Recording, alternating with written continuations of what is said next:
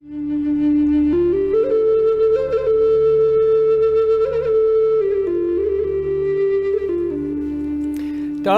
Anin Boju, good morning or good afternoon, depending on where you're joining us from. I'm Dennis Ward. Welcome to this APTN National News Special, where we are marking the National Day for Truth and Reconciliation. Over the next half hour, we'll take you to Ottawa, where residential school survivors and others are gathering. That's also where our Daryl Stranger is, and we'll be checking in with him momentarily to get a sense of what's happening on the ground there. We're also blessed to be joined in our Winnipeg studio here by some special guests who will be with us for the next half hour. Geraldine Shingoose, known to many in the community as Grandma Shingoose, a residential school warrior that attended the Muskowhegan Residential School in Saskatchewan for 9 years. Also in studio with us is Nigan Sinclair, an intergenerational survivor, columnist with the Winnipeg Free Press, a professor at the University of Manitoba, and of course a regular contributor here on APTN News on our weekly Truth and Politics panel. Thanks to you both for taking some time here today with us. This year's 90-minute commemoration in Ottawa that we'll be bringing you here live is called Remembering the Children. Our Daryl Stranger is on the ground there for this third National Day for Truth and Reconciliation. Daryl? Yeah, Dennis, thanks. It's a true honor to be here, and it's one of the, like you mentioned, Remembering the Children is the name of the event today, and we could not pick a better day for an event like this for everybody to gather. The sun is shining, everybody is in good spirits, and everybody's in a great mood to gather and to honor one another. And just as you can see, things are just getting set up behind me. People are taking their seats. The chairs you see behind me are the VIP seats for the survivors, the elders, and their families, and the public actually has a big viewing area here on Parliament Hill just behind the camera in it. So just seeing all of the orange shirts walking around this morning when I was coming up on the hill, I just couldn't help but feel empowered and just honored to be here and to be amongst these survivors and these elders and their families. And it's just very special to be here. And you see everybody in their orange. And one of the things I noticed was everybody's wearing their ribbon skirts and their ribbon shirts.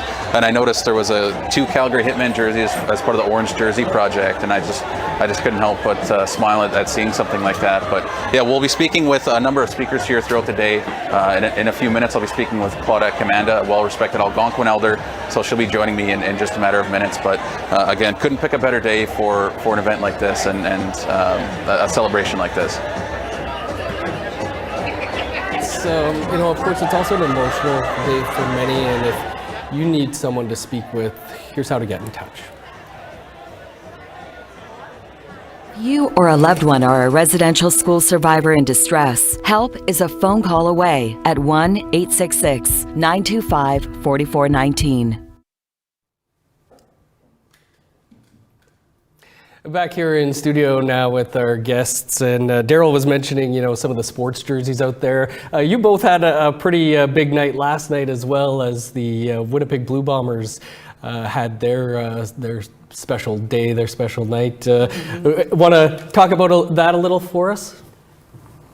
So last night, Nigan invited me to be the featured residential school survivor to receive the football.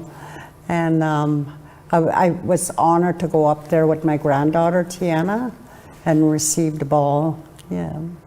And Nigan, you do some work with the Bombers. They had the Canadian national anthem was sung in English and Cree. They had hoop dancers, all kinds of things honoring survivors. A lot of orange in the crowd. How important is it, do you think, to have sports teams like this have events like that?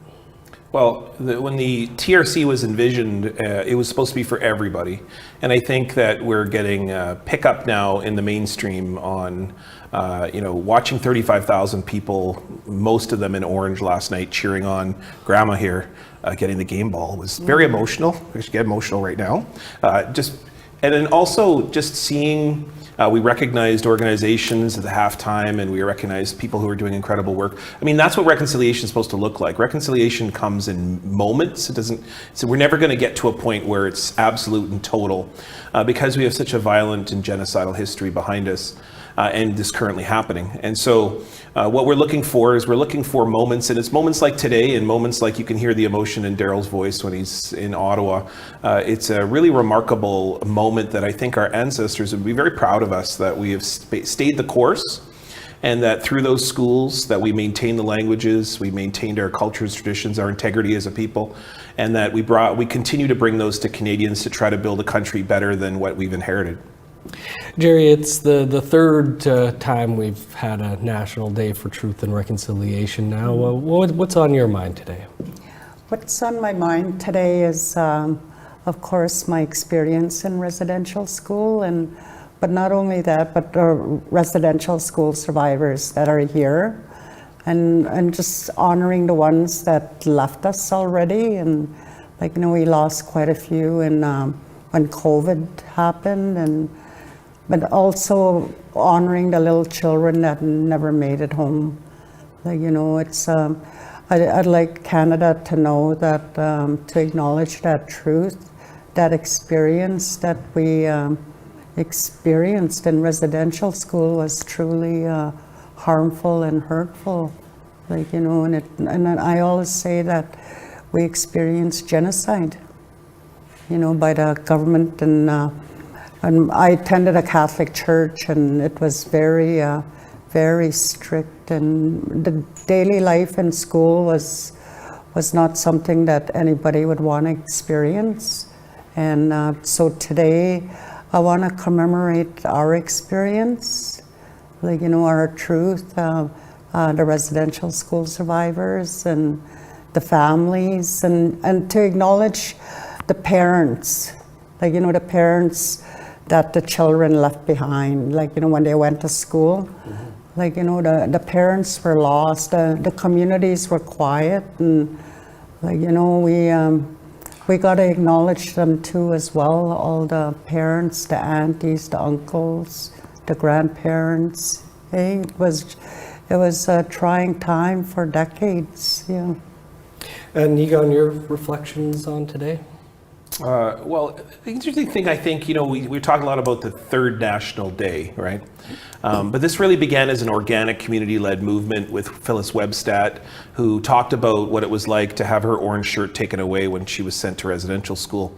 And what happened in that moment, in that time that Phyllis was telling people didn't believe her for a long time. It's just like Phil Fontaine back in 1990 shared his story of sexual abuse at the Fort Alexander School, and nobody believed him. And he had to tell the story over and over and over again.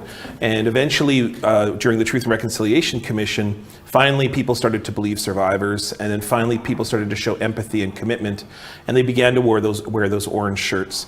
And so that became a national movement before it was a national day. And it was through love, it was through commitment and through action. And so right now you're seeing on the streets throughout the country, people marching, people saying that it isn't just about Indigenous peoples, it isn't just about Canadians, it's about all of us together. And how do we begin to create an equitable country, or a fair country, something that can even follow the very laws of the country itself, which is that Indigenous children matter. Indigenous rights matter, and what we hope is that we can evoke the change necessary to try to make this day not just a day, but also an entire lifetime. And those were some live video there of the march that's taking place from the Forks in Winnipeg to up here near APTN headquarters as well. Seeing some friends and relatives out there. Jerry, it's been a little over a year now since the Pope came to Canada to make the apology. You were in Maskwacis. How much has changed, do you think, since that apology in Maskwacis? I've been watching and following and hoping for change. I haven't seen anything, like, coming from the Catholic Church, and when they did come to Maskwacis, it was an emotional time for all of us survivors there, and listening to his apology. But what that apology needs, like, action needs to come, and I haven't seen any action.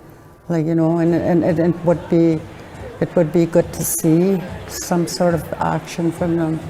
We held an event the other day. We hung orange ribbons for the little ones that never made it home at St. Mary's Cathedral, and just to remind them that, you know, we still want to see action, and they need to honor our experience and also take responsibility and accountability for what happened and what they did to us while in residential school.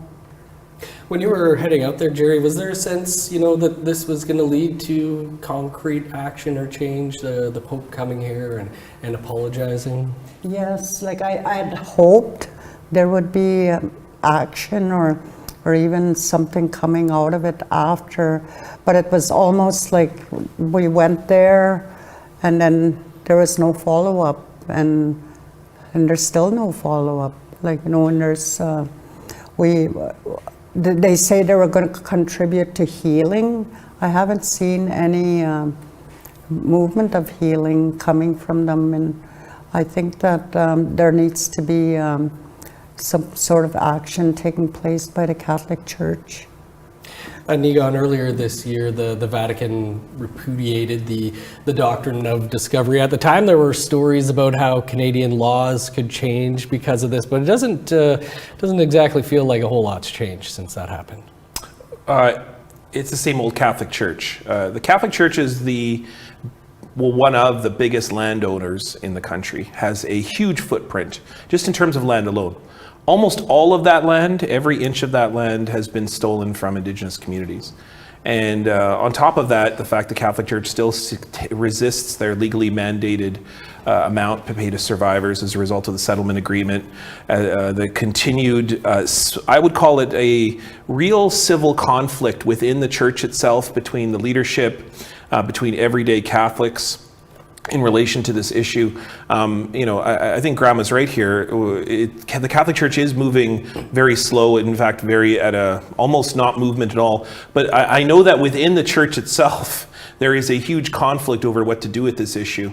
And so what the Pope did, or is it trying to do, I mean, we're talking about a massive global organization, by repudiating the doctrine, wasn't so much to nudge the Canadian government forward, although absolutely to try to remind the Canadian government that they do have an obligation. They did follow Christian teachings from the Pope going back to the 15th century and set up the Constitution in that way, that took all the land, the Crown took all the land back in 1763 because they believe fundamentally they were more civilized than us. That came from the Pope.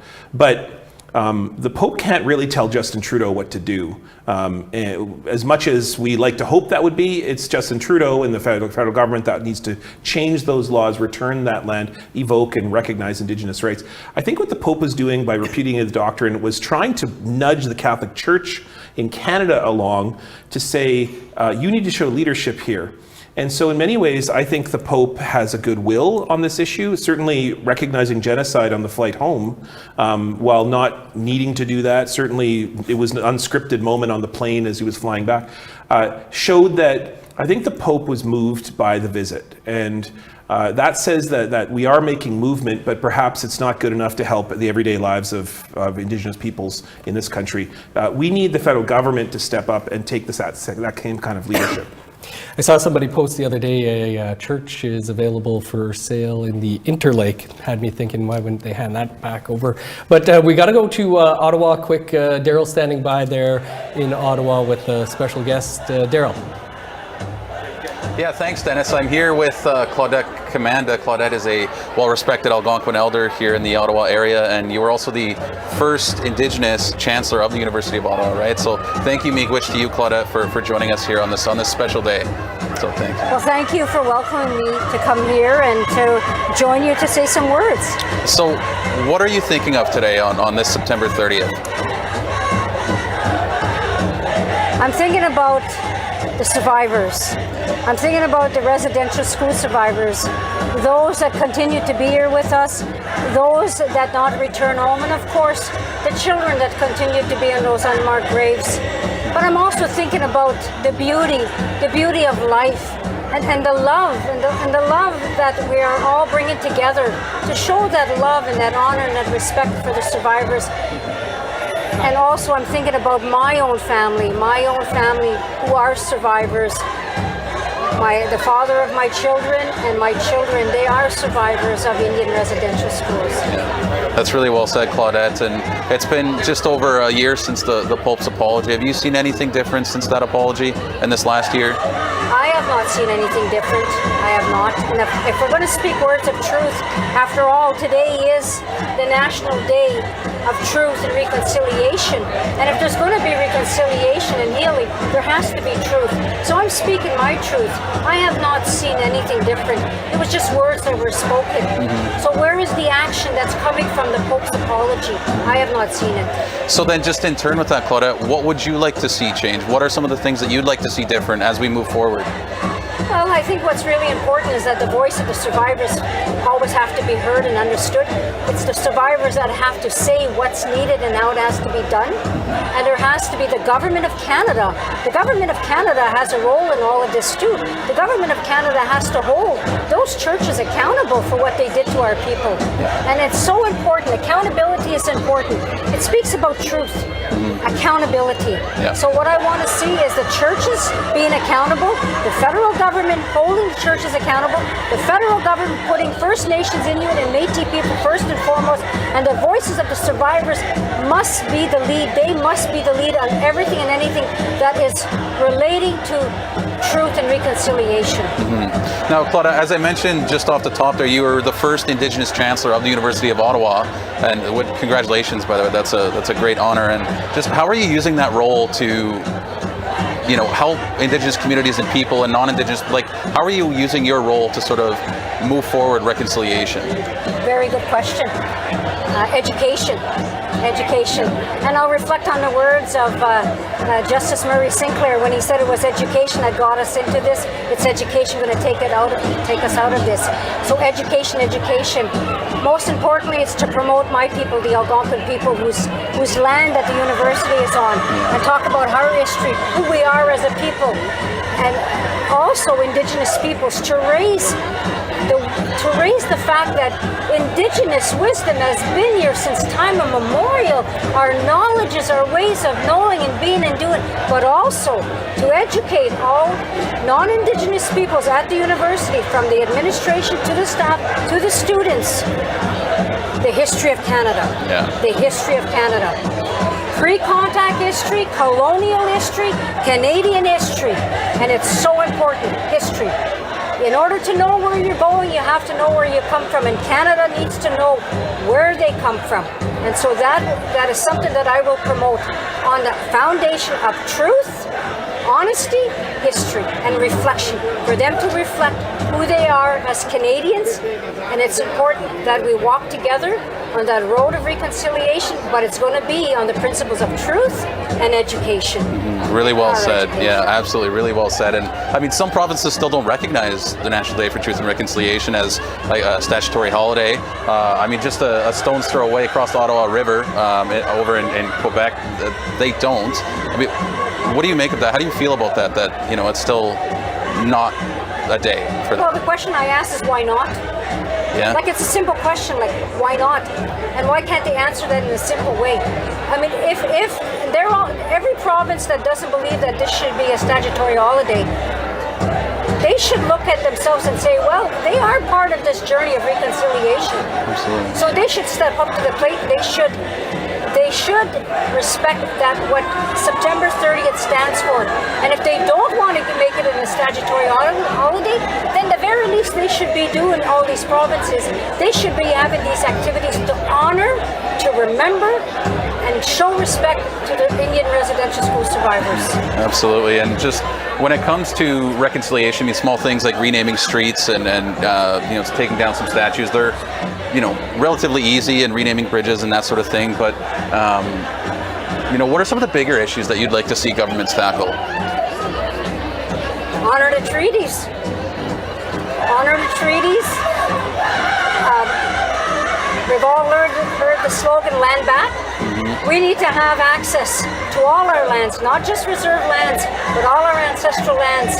We need to have the jurisdiction of our lands and natural resources. The Government of Canada, or even Canadians in general, because they're all part of this, they need to understand what their constitutional law is. It's Section 9124, that fiduciary obligation that the federal government and even Canadians owe to First Nations people. Very important. The other part is that First Nations people have to have we always have to be at the table, everything and anything related, especially if they're going to be making laws that's going to impact our people. We need to be there, and it's not just about consulting, it's about we have decision-making power. After all, we have been here since time immemorial, long before 1867 when the government of Canada became in existence. Well, Claudette, that's a lot of what you said is really well said, and I'm sure a lot of our audience who's listening to this is going to resonate a lot with what you said. But I do know you're a part of this ceremony. I believe you're giving the blessing, right? So I want to thank you just for taking a few minutes and speaking with us today on a day like this. So thank you, Miigwech, to you for this. Thank you, Daniel. I truly appreciate having this opportunity. Accessible to seating speak my areas are truth. provided for both invited guests and the public. Dennis? Please follow the indications or Thanks again, Daryl and Claudette. Some good stuff there. Jerry, one of the things that Claudette was talking about there was education. Is that something you wanted to touch on? I know you've had a pretty busy week out there with that. Oh my goodness. Well, this week's been really busy, like from Monday to now and carrying on into next week. But one of the ones that really stood out for me was I went and did a presentation at a daycare center, and there were 2 to 6-year-olds. So how do I share my residential school experience with these little ones? But I just went in there as a grandma and just showed them pictures, showed them our medicines. But I wanted to say that, with those little ones, like they are reconciliation. They're a true reconciliation. And we don't need to, as long as you continue to teach them, to walk equally with others. And the other one, the highlight was Calvin High School. I was doing both the landfill and also my residential school experience. So I spoke about the landfill and searched the landfill with the students, and a majority of the students weren't even aware of, but when they did become aware, they said, how could we support, search the land, how could we support these families? And I think true reconciliation would mean, search the landfill. And just seeing all the orange throughout the week and everybody just participating in leading up to today is very, it brings me comfort, and it's an action of reconciliation. I've been very impressed with my 5-year-old's kindergarten class all week, having speakers in, doing art projects, all kinds of things to mark the week. Niigaan, education, how important is that? So, because of stuff Grandma's talking about, but I'm a former teacher, and when I started teaching 25 years ago, you never had these conversations. Of course, they're very similar to when I went to school, which is you never learned about treaties, you never learned about residential school, you never talk about Indigenous peoples generally, except for a few minutes in social studies class and talk about teepees or whatever else, something from hundreds of years ago. Mm-hmm. Now, what's happening because of brave teachers, amazing people coming into schools, the fact that schools in many ways are prime for this issue, are interested in this issue, are probably evoking more change than we're seeing, for instance, in the private or the public sphere. In the government, for example, you don't see any Indigenous governments in Ottawa in government making decisions, the kind of stuff that Claudette's talking about. Because we still live in a country in which Indigenous peoples don't matter, and those schools, though, in schools Indigenous peoples are mattering. And I think about the schools that I've been to this week. I went in rural Manitoba, places where you'd think would be not invested on the issue of reconciliation. In this little pocket, in this little town in southern Manitoba, which is a very Christian, it was the People's Party of Canada performed very well in the election. In that little island, these kids are ready, and that tells you a lot about what's happening in schools. Young people are ready for the issue of reconciliation. They're even ready to hand land back. They're ready to change government to say that we should evoke, for example, the Royal Commission on Aboriginal Peoples idea, which is we should have an Indigenous Parliament with a Canadian Parliament. Like, they're ready. They say, why don't we just do this? Why don't we just search the landfill? Like, what's the issue here? These are human beings, Indigenous women and girls, who have been cast away and mistreated, and we as a society should do something about that. They say it's not okay. It's the parents and the grandparents who are not ready for this issue, and I include myself on that. We were not trained for this moment. We were not prepared for this in school. We certainly weren't prepared in society, and certainly governments did not prepare us for this. On this issue, we've got a real irony. The kids are ready. The young people are ready. We are not ready. We think change like a territorial acknowledgement's enough. We think a statute change is enough. We think, oh, if we do this one little event, and then we can sort of check the box and move on. But the fact is that the young people are ready for wholesale change, and I think that's the most exciting thing of all, is that regardless of how we feel about things or what our generation is doing, I think when the young people come in, they will know that more change, a big substantial change is needed. I would say we need to catch up to them. We need to catch up to the young people. Jerry, only about a minute and a half we got here before we throw back to Ottawa for the event. But, you know, speaking to the children all week, I mean, 2 weeks ago you handed back tobacco to the federal government.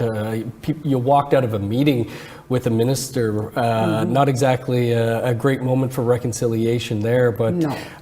Were you uplifted by this week of speaking with young people? Well, when I was in Ottawa with the families, like, with the Myron Harris family, meeting with the Indigenous minister, but just going back, there was many meetings that led up to this meeting, and we went in there, and just in my observation with the families, like, they were again re-traumatized. Like, they went to the table and were given nothing. They said they had questions, but didn't know the questions. So it was very disappointing for me to see as a grandmother that supported them. And the Indigenous minister had offered me tobacco, like at the beginning. So at the end of the meeting, I gave him back his tobacco because I said, when you give tobacco, it's a giving-receiving relationship. And this didn't happen today. So, but when you bring change for the families and you search the landfill, then you can give me back that tobacco. And it's disheartening to see the governments going back and forth, and all the families just want a landfill search. They want to bring their loved one home to give them a proper burial. Yes. I feel like this might come up again because we will be back here to discuss all this again after the commemoration there in Ottawa. Nigan, 30 seconds, did you want to pick up on anything that Jerry said there? This is also a generation where we need to say no, and we remind the federal government that we have the jurisdiction to say no. This is not about just rubber stamping, and this is not about locking us onto reserve like it was in the past and treating us like we don't matter. This is about we have the ability to speak and to be at the table, and what Elder Commanda said just a minute ago, absolutely 100% of everything in this country, from building a highway to building a law to meeting with China. Indigenous peoples have to be at the table for all of that period, and we can't be locked out of these rooms any longer. This is unacceptable. It's even breaking the very law that Canada is built upon. Good stuff. Like I said, we'll be back after the commemoration here, but a bit of a rundown, I guess, of what we're expecting to see over the next hour and a half. We're going to hear from people like Claudette Commanda, Wilton Littlechild, Doreen Bernard, Stephanie Scott from the National Centre for Truth and Reconciliation. There will also be performances coming up from the Eagle River Drum Group, Anishinaabe, and Rai Moran as well, who of course we're all familiar with here. Thanks for joining us as we prepare to send you to the 90-minute commemoration, remembering the children. Of course, for those who might need support, the National Indian Residential School Crisis Line is available for survivors and others who might need support. That number is 1-866-925-4419. As I mentioned, we will be back here right after the commemoration. Let's send it over to Ottawa. This program is available with described video for the visually impaired. This is an APTN special presentation.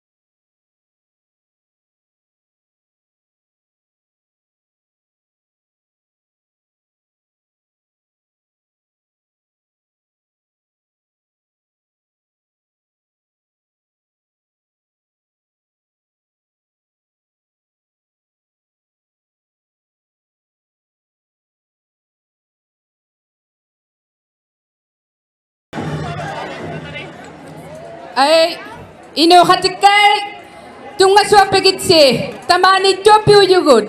Hello and welcome. My name is Madeline Alakarelak. Ndio aweti ashkenonia kies, wendak indi yanionia iwahi tiokuta Charles Bender Yatsi. Bonjour, je m'appelle Charles Bender.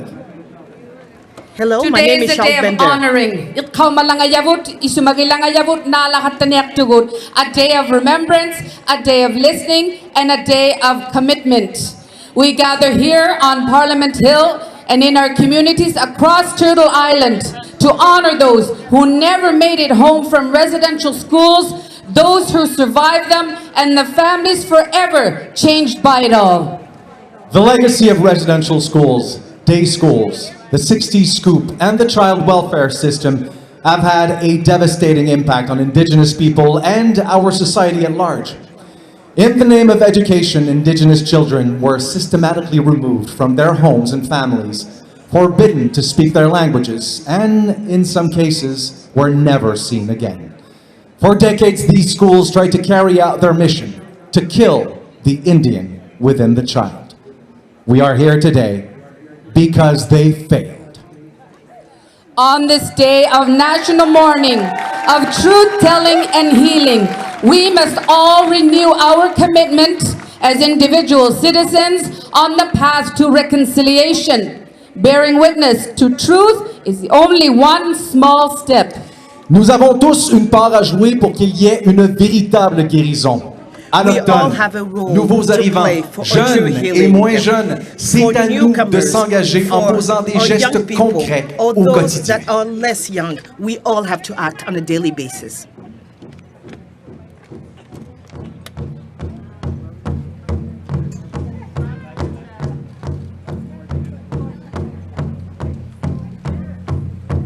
Live from the unceded, unsurrendered territory of the Anishinaabe Algonquin Nation, this is Remembering the Children National Day for Truth and Reconciliation. Se souvenir des enfants, journée nationale de la vérité et de la réconciliation. National Day of Truth and Tamani Reconciliation. Remember the children.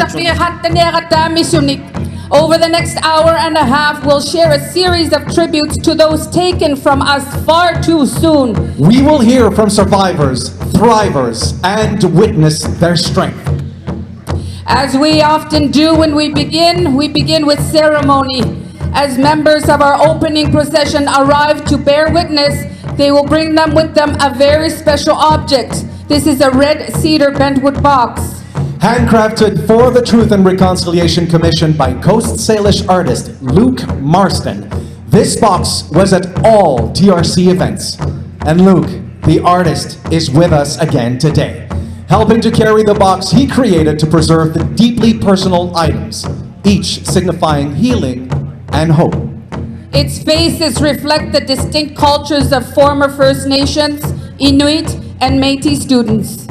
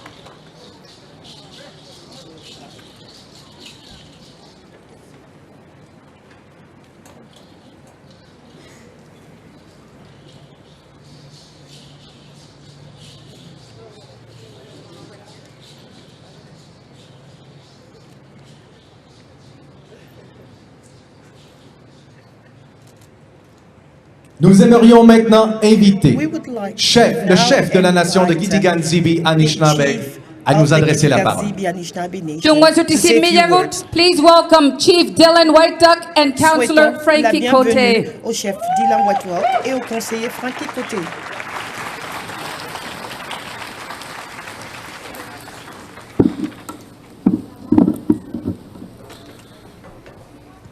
Good afternoon, everyone. To all Canadians Bon après-midi à tous. and to all Indigenous peoples across this country. First, I'd like to acknowledge the Creator, my family, my council, my community, and acknowledge all First Nations people who were impacted by the residential school system. My name is Dylan White Duck, and I am the proud chief of a thriving Algonquin community called Kitigan-Zibi Anishinaabe.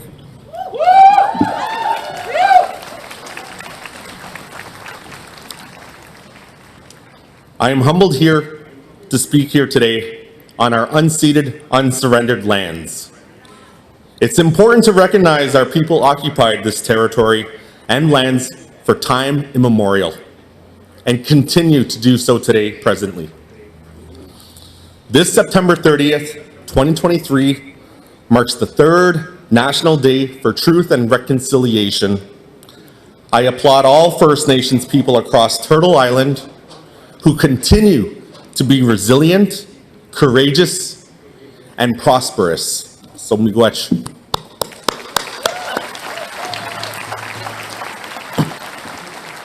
Canada is taking some strides towards reconciliation. I'll admit that. But I challenge this country to do better.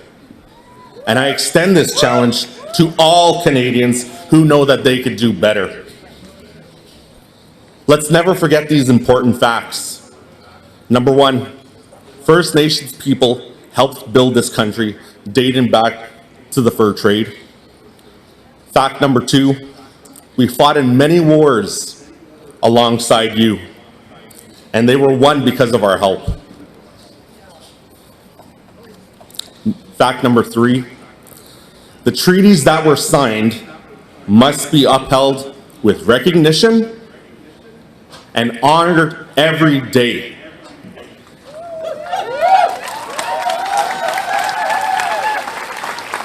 And finally, number 4, resources continue to be extracted from all of our First Nation territories across this country. Today, First Nation communities do have goals. We seek prosperity. We want a sustainable future, and we want our Indigenous languages back. But unfortunately, we are in a survival mode, and this is unacceptable. We ask you to help us achieve these goals. Let us all work towards economic reconciliation and reshape this great country, not for today, but for the next 7 generations.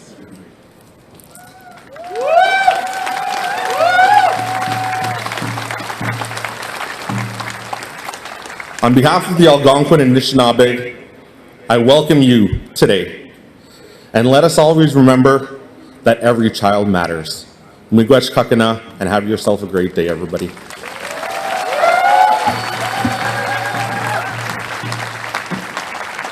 Nakumay makialuk, Chief White Duck and Councillor Cote. Our next speaker was recently appointed as the 15th Chancellor of the University of Ottawa, the very first Indigenous woman to hold that role. She is Algonquin from Kirigan Zibi Anishinaabe. Écoutons maintenant l'aînée Claudette Commanda.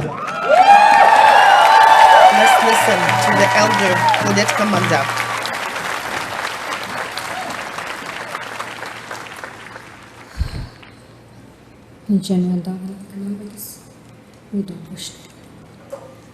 Survivors, survivantes, families, communities, honored guests, Canadians. We gather here today remembering the children, to honor, to respect, and to show love. We must come together in that sacred circle of life. We must come together in that sacred circle of prayer. We must come together in that sacred circle of love. The Creator has blessed us with voice, with spirit, and with heart to give honor to the Creator. Together with that one mind, one heart, one spirit, and one voice, let us acknowledge the Creator, and we say, Chimigwech, Kishimnado, Migwech, Kinakego. We thank the Creator for all of His blessings. We come together, brothers and sisters, to raise our voice with love and kindness, to say a prayer, our prayer of love, to all the survivors who are here with us, to all those survivors who did not return home, and to all the children. Remembering the children. Chimigwaj Nijanwendagnag. Kichimigwaj Kishimanado Kichimigwaj Unji Kizagi Dewin. We thank the Creator for His love. To each and every one of you beautiful people who are here in this circle, without love, there's no healing.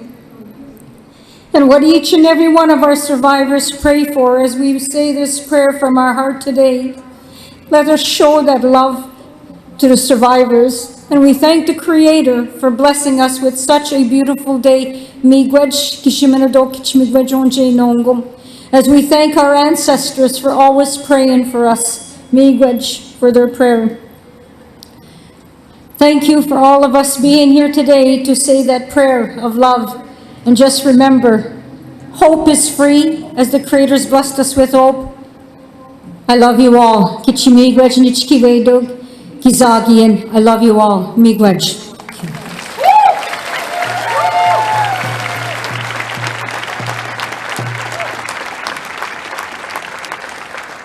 Chimigwech, Claudette Commanda, de nous avoir offert ces mots d'accueil. Nous aimerions également remercier les chanteurs Eagle River Singers, artistes algonquins de Kitigan-Zibi et du lac Barrière.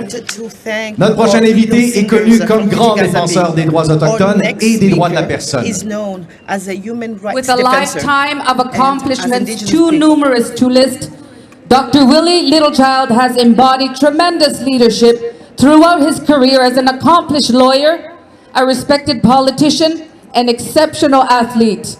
Please welcome Dr. Willie Littlechild.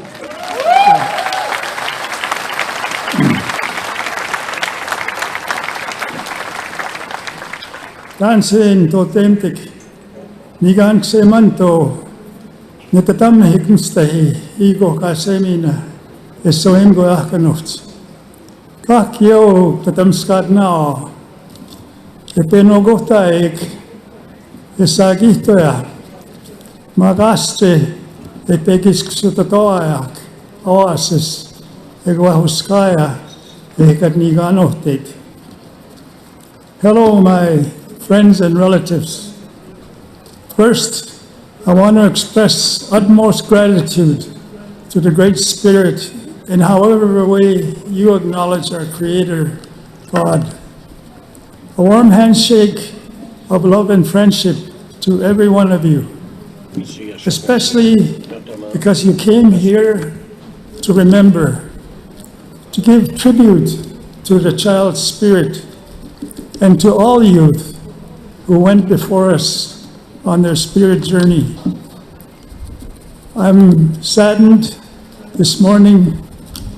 I joined my sister in her last traveling song as she's dying today, a former residential school student. Very importantly, though, I also want to honor the survivors for your resilience, your courage, and your strength. You are thrivers.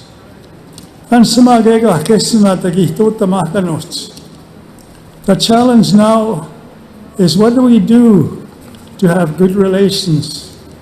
What do we do to restore respectful relationships? How do we advance true reconciliation? Your Excellencies, our Governor General Mary Simon and Vice Regal Consort Whit Fraser, thank you. Thank you for your much appreciated support in that collective effort. Pigo, kakamemoyak, atoskewin, atoskatoyak. We must work together. Akamemotan, we need to work harder than we can if we are to succeed. Finally, as a former Truth and Reconciliation Commissioner, I would encourage us to double our efforts in advancing reconciliation. How? Where there's hatred, let us sow love. Ita pagwatuin e itagok sa kito en opinetan. Where there's injury, pardon. Ita awiyak eusigohit. Une tamatoin. Where there's doubt, faith. Ita epometamak. Tapwe kakyokyam. Tapwe tatan. Where there's despair, hope.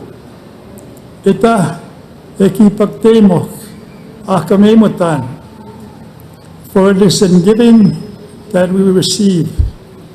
Itahan ma kawipanasyak kamigosyak ay naskumtnao.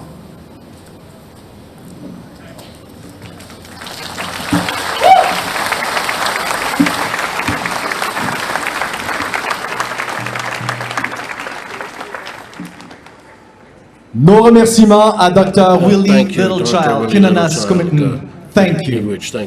Nous aimerions prendre un moment pour souligner l'engagement des nombreux partenaires diffuseurs qui participent à cette journée importante.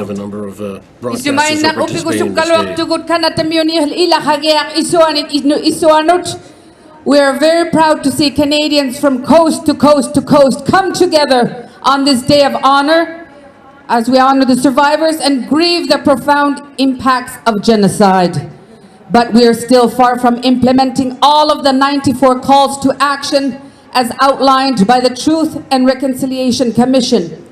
And we have yet to see every province mark this day as an official statutory holiday. Notre premier artiste vient également de Kitigan-Zibi Anishinaabe, où il a appris à jouer du violon avec son oncle et en observant ses parents. Although the years he spent at St. Mary's Residential School that took much away from him, he was able to return to his community and to the music that has never left him. Tunga Sutilavut Ilunata, please welcome Eddie Pazenawaj Kote. Anishinaabe Algonquin Nation Japani. On understand babon se babon. Engi das sind residential school in card. Gi goje ga nan betaw Anishinaabe biani di ga gen pakte go. Ki na ge go nam ka ga nan ban tap to si. Taj ban we go ga Anishinaabe bian but ka shi ni kesi. Anyway, I was in residential school for many years, you know, then I didn't forget. You know, every time I speak my language over there, I couldn't talk for 5 years. So there, today I'm glad to see all the Schnabs, you know, that are from the Gonzivi especially.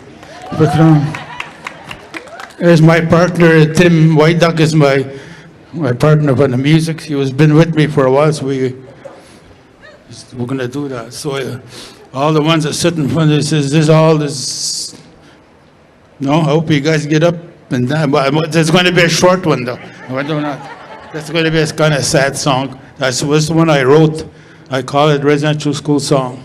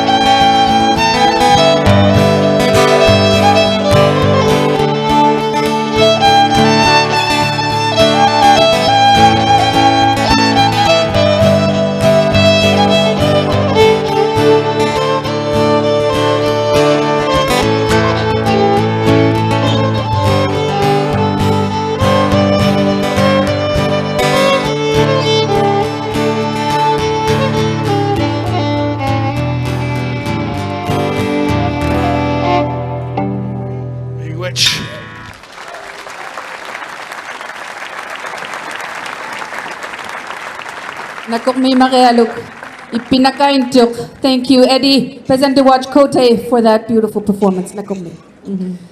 Provenant du territoire Mi'kmaq, notre prochaine invitée est une ambassadrice hors pair pour sa communauté et une véritable championne de justice sociale. She is third-generation survivor. She is land defender. She is water protector, water walker, cultural teacher, grandmother, and so much more. Her work focuses on education and environmentalism through indigenous perspectives. Please welcome Doreen Bernard.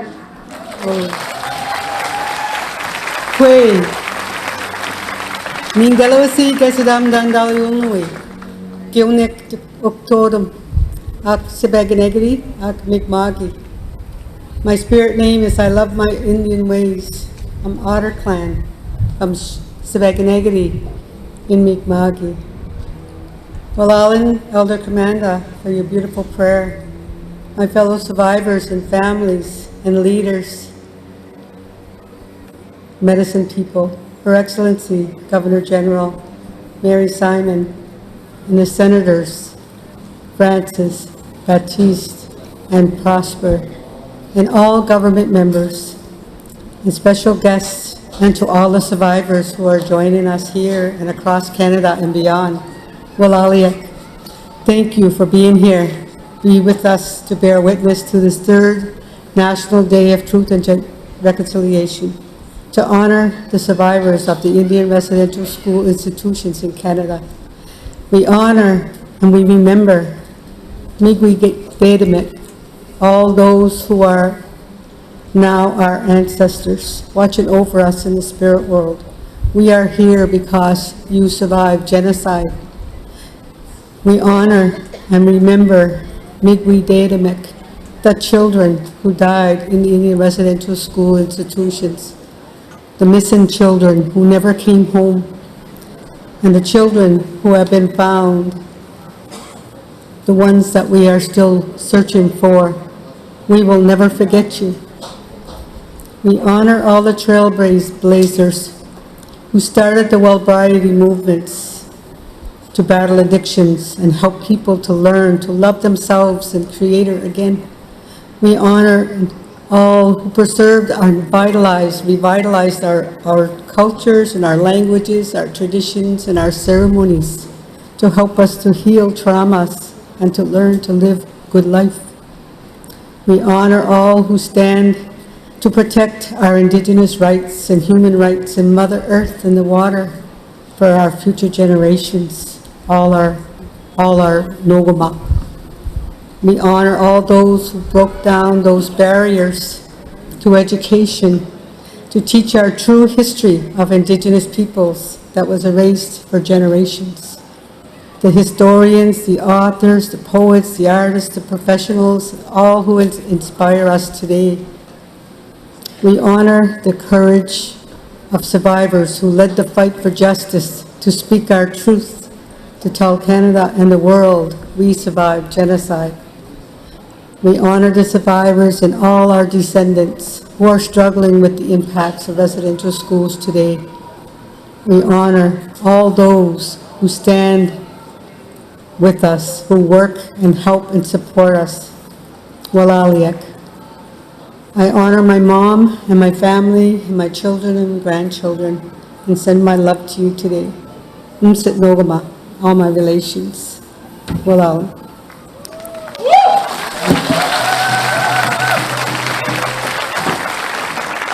Nakumik, Elder Doreen Bernard, for your beautiful message.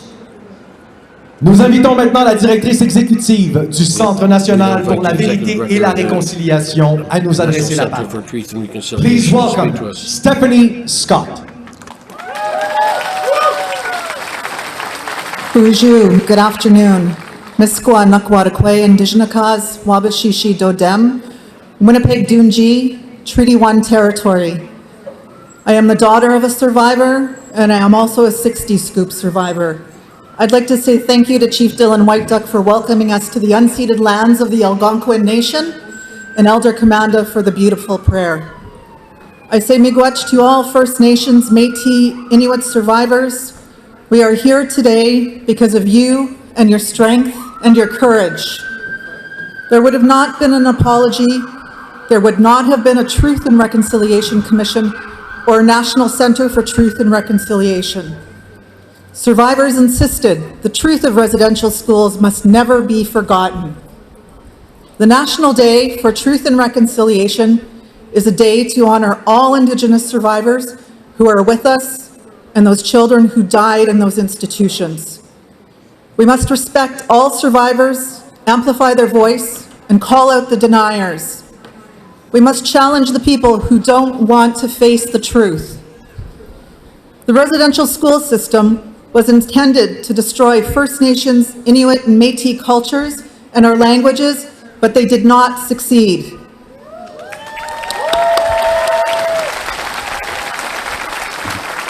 For those that never made it home, their spirits call out to us to be remembered and to be honored. We have a powerful symbol of those truths. The National Student Memorial Register carries the names of 4,140 names of children identified through the records in the NCTR's care and the statements of their families. Our research is ongoing. We still don't have all the records. The NCTR continues to work with churches, governments, and others so we can finally access the 23 million records that were not released to the Truth and Reconciliation Commission of Canada. We know more children will be found and their names will be added. The memorial banner was created through sacred ceremony, and we are sharing it here today in that same spirit. As the banner is lifted, some of our special guests will honor the children and show their commitment to this important act of remembrance. They will place shoes on the stage to represent the children whose stories have yet to be told, but whose in spirits we honor. I'd like to introduce Métis artist Bry Moran, founding director of the National Centre for Truth and Reconciliation, to perform his song, Feel You Here, during the procession. Thank you, and miigwech.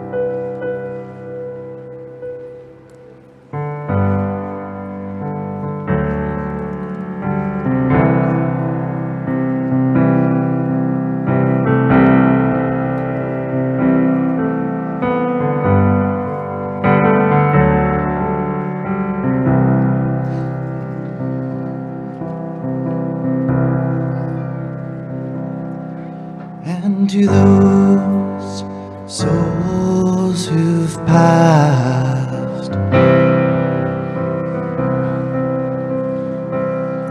whose world didn't last,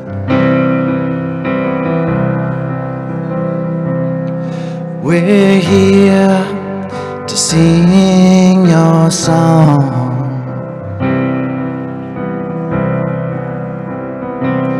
'Cause although you may be gone, I feel you here.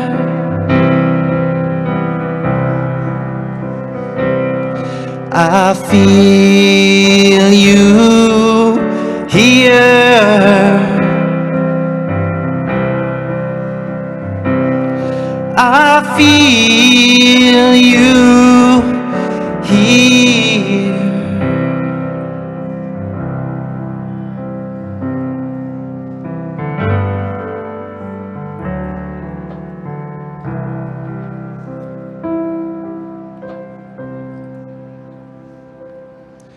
To the trees and to the sea,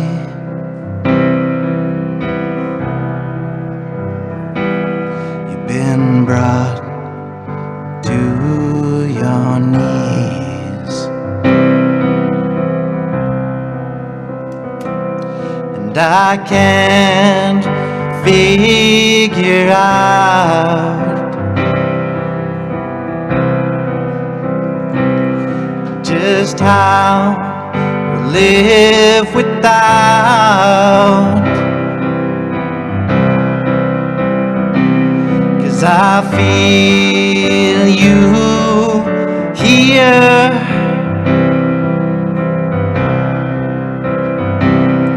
I feel you here.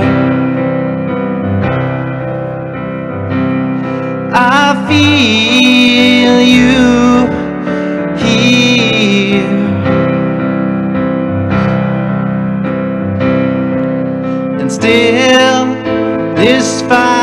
burns, and there's lessons yet to be learned until these flames die down.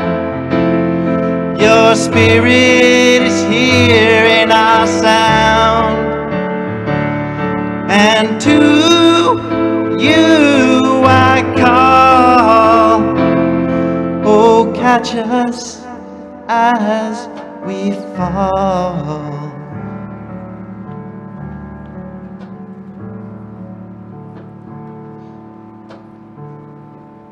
I feel you here.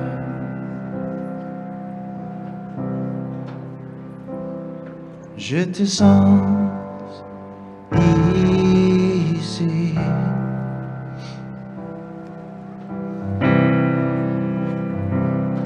I feel you here.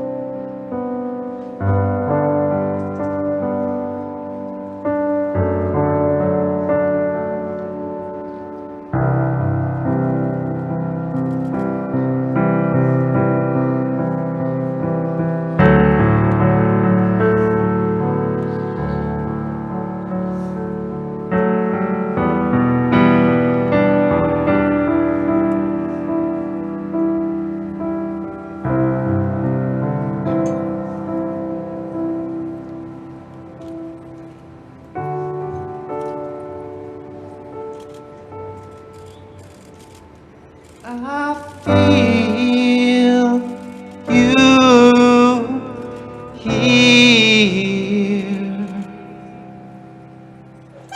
I feel you here.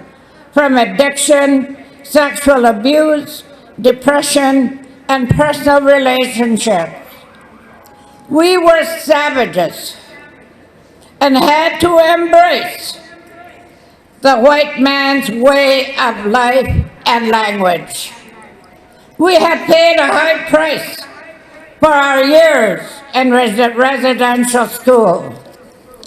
And the nuns used to leave us and tell us, I left my home, my country, my family to teach you savages. And you must forget everything that your parents were taught, or you are full of sin and you'll go to hell. the horror, heartaches, and pain which reached down for generations and is today. We suffered and endured cruelly and depression, crying for the loss of our language, values, and culture, which has left us a legacy of loss at so many levels. The two main objectives of the federal government were, number one, to remove the children from the influence of their home, families, traditions, and culture, to teach them to accept the dominant society. They assumed that our culture, our language, and spiritual beliefs were inferior. And to educate us, they had to kill the Indians, they had to kill the Indian of the child.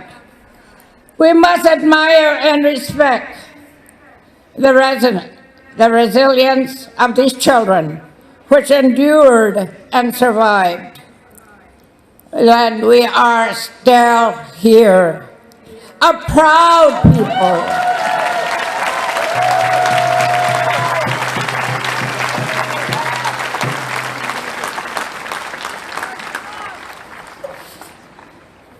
A proud people who could not be destroyed, but at what cost?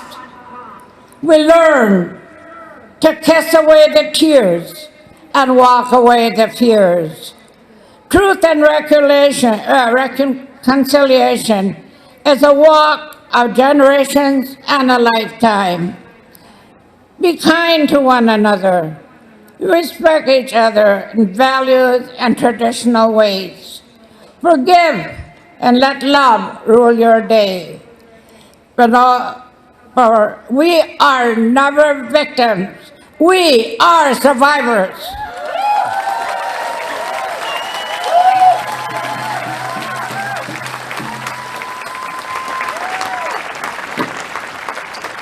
Nakukmik Elder Angie Cuellar, we thank you for sharing your story with all of us. Notre prochain invité est originaire de Macheteuias, dans la région du Saguenay-Lac-Saint-Jean au Québec. Elle a consacré sa vie à la transmission des connaissances culturelles aux prochaines générations et est une ambassadrice incontournable pour sa communauté. Voici maintenant Télesh Bégin. We'll give the floor to Télesh Bégin.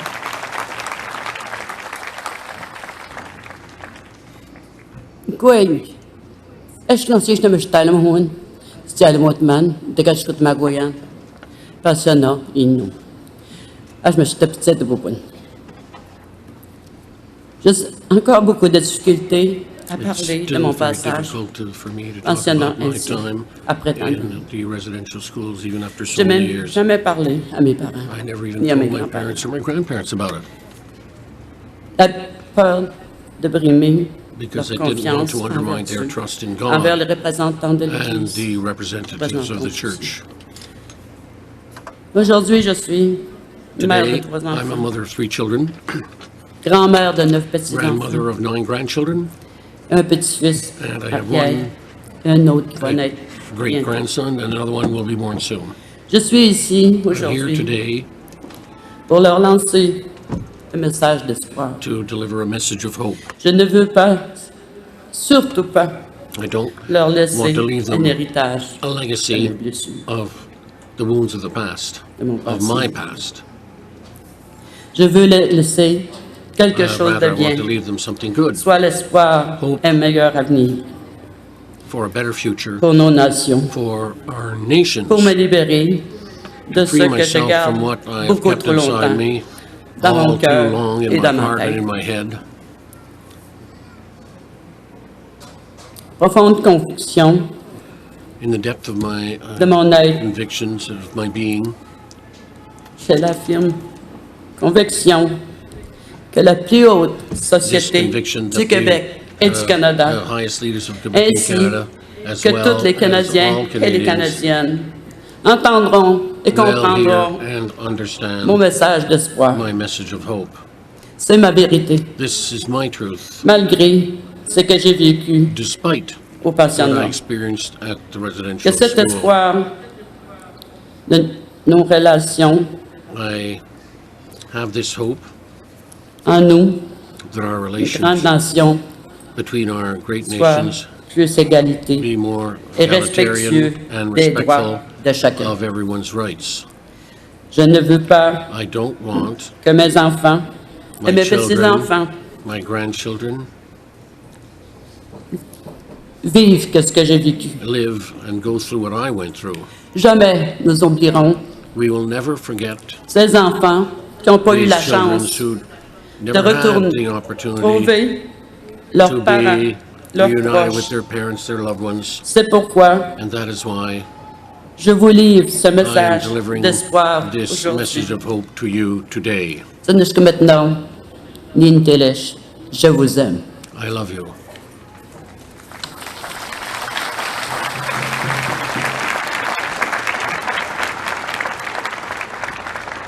Chineshkumeten pour ce partage et votre grande sagesse, Aîné Telech Péjain.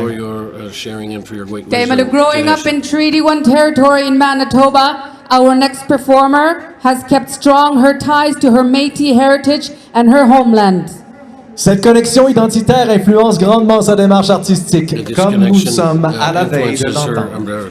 Voici l'auteur, compositrice, interprète, Willows. Bon après-midi. Nos territoires font partie de nous. Les grandes plaines, les lacs, les forêts et les rivières qui coulent dans nos veines. Je crois que nous portons cette connexion forte dans nos cœurs, partout où nous allons. Mes ancêtres, tout comme plusieurs familles de la nation métisse, ont été séparés de leur famille et de leur communauté et ont perdu leur terre quand le gouvernement canadien a mis en place le système des certificats, le SCRIP system. C'est en français et en métis français que j'ai composé cette chanson pour les honorer et qui parle de la liberté d'être qui nous sommes.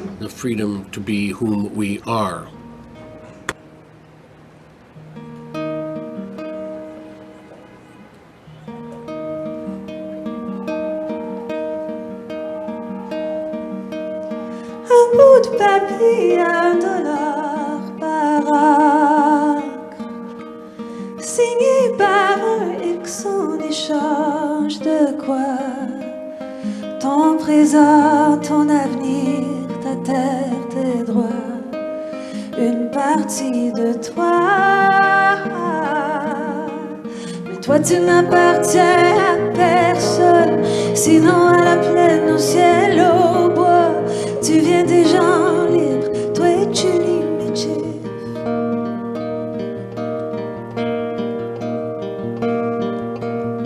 Un an, 2 ans sans le sou, sans la terre. 4 ans, 5 ans, les promesses en l'air. Des routes, un pays, un chemin de fer. Construire à quel prix? Mais toi tu n'appartiens à personne, sinon à la plaine, au ciel, au bois. Tu viens des gens libres, toi et tu lis mes chiffres.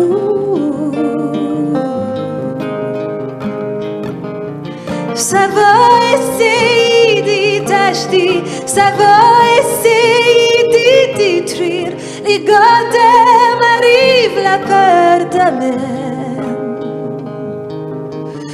Tu feras ce que tu dois pour survivre à la tempête. Mais ton cœur n'oubliera pas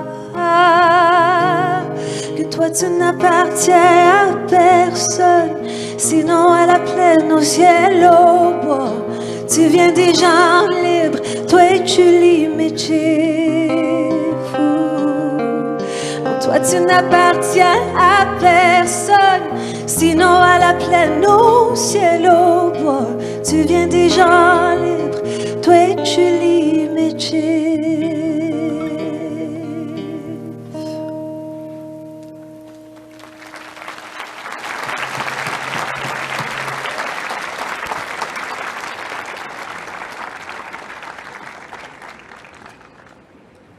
What a beautiful performance. Nakokmek, Willows.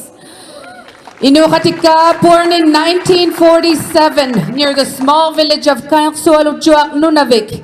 Her Excellency, the Right Honorable Mary Simon, Governor General of Canada, and her siblings went to an English-only federal day school in Kuujjuaq. From grades 1 through 6, Mary Simon and her classmates would be punished anytime they spoke Inuktitut, the ancestral language of our mother tongue, and her Inuk mother. Leaving this establishment to be homeschooled from then on was, in her words, probably the best thing that's happened to me. Here now with her message of remembrance and reconciliation, we invite Her Excellency, the Right Honorable Mary Simon, Governor General of Canada.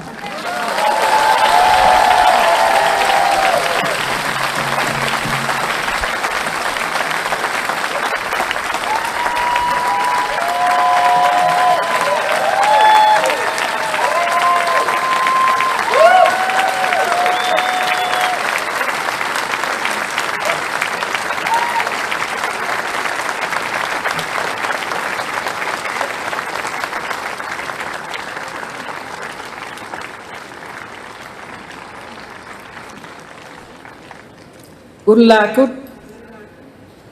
tunga sugitsi ilunasi haisi mayusi.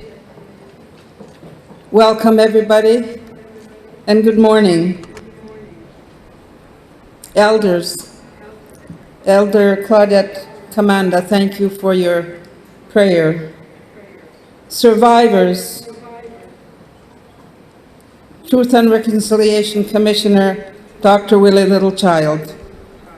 We just had a little chat in the back and we both said, we've been at this for a long time and we're still here.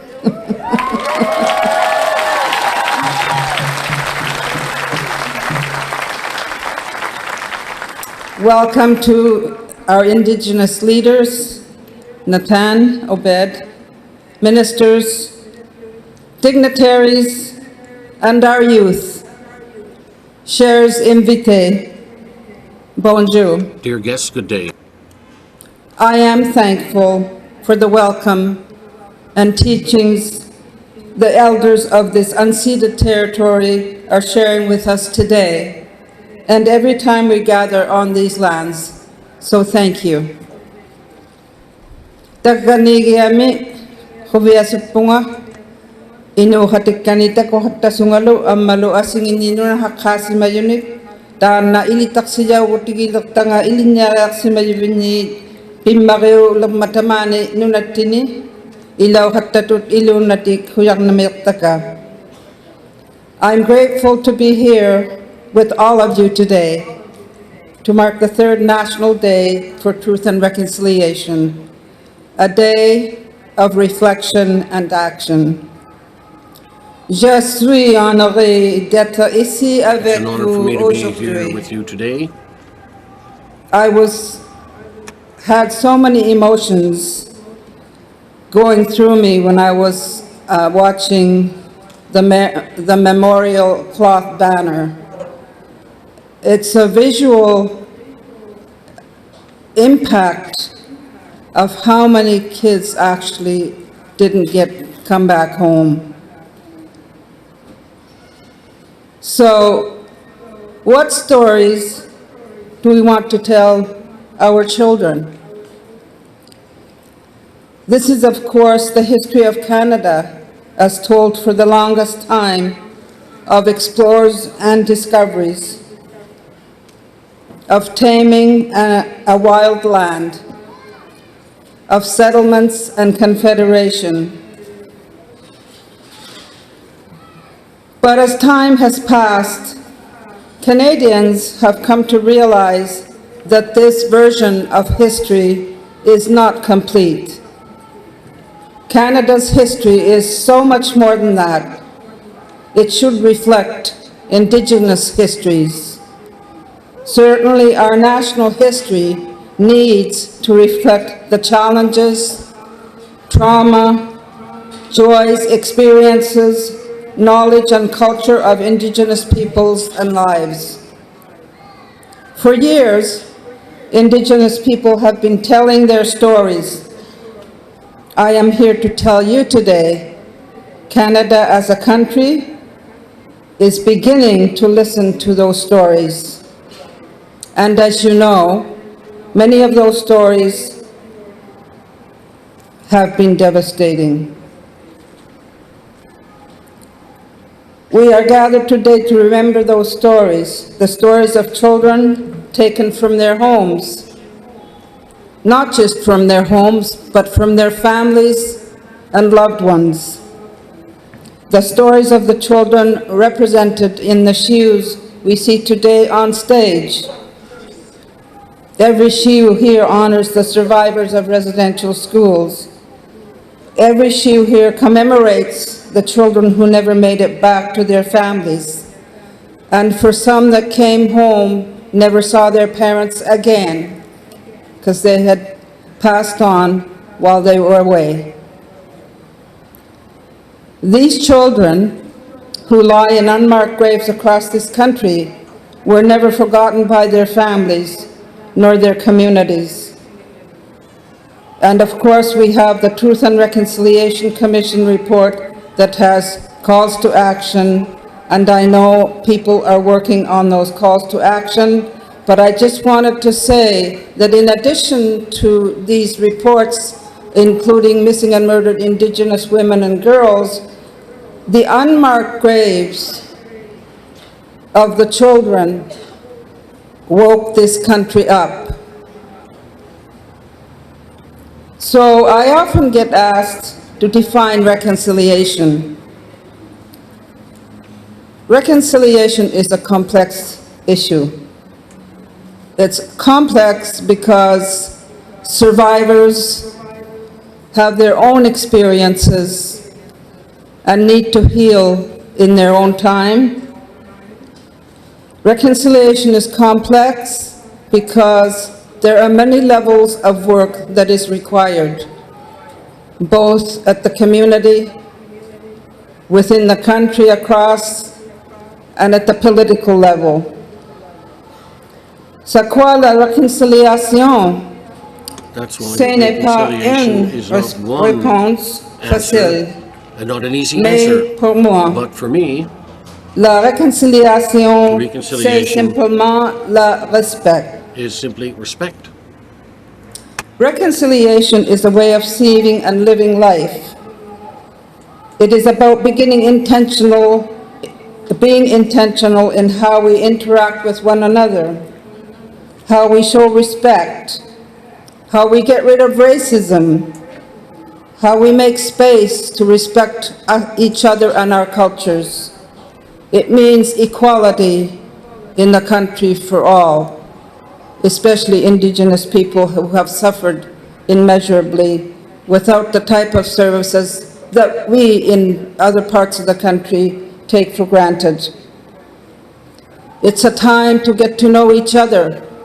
It's a time to tell our stories, a time to exchange and tell each other who we are, so that in the end, we will learn as a people of this country to be the type of people we want to be.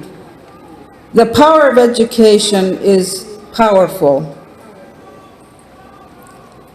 Truth is powerful. So when we talk about reconciliation, we want the education system to embrace and teach the Indigenous history and our lives, and also to support our Indigenous languages. Education isn't just about the academic side. Education is about our way of teaching as well, Indigenous ways of teaching. And that needs to be addressed also in our education system. And I know that it's happening in different parts of the country, so I'm not saying that it isn't happening, but we need a more unified system of how we give the full story of Canada, especially in relation to Indigenous and First Peoples of this country.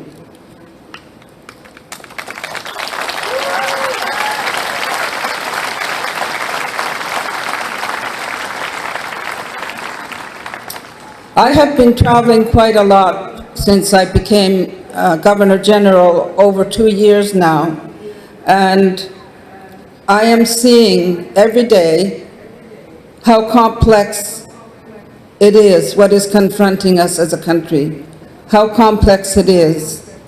And when I travel across the country, I don't just stay in the city and meet with government representatives. I also go out to remote areas and communities to talk to them about their issues and their concerns and how they see reconciliation. And I've been recently to a place in Nova Scotia where there was a house that provided support and services to young people. And they deal with their trauma and their healing through art.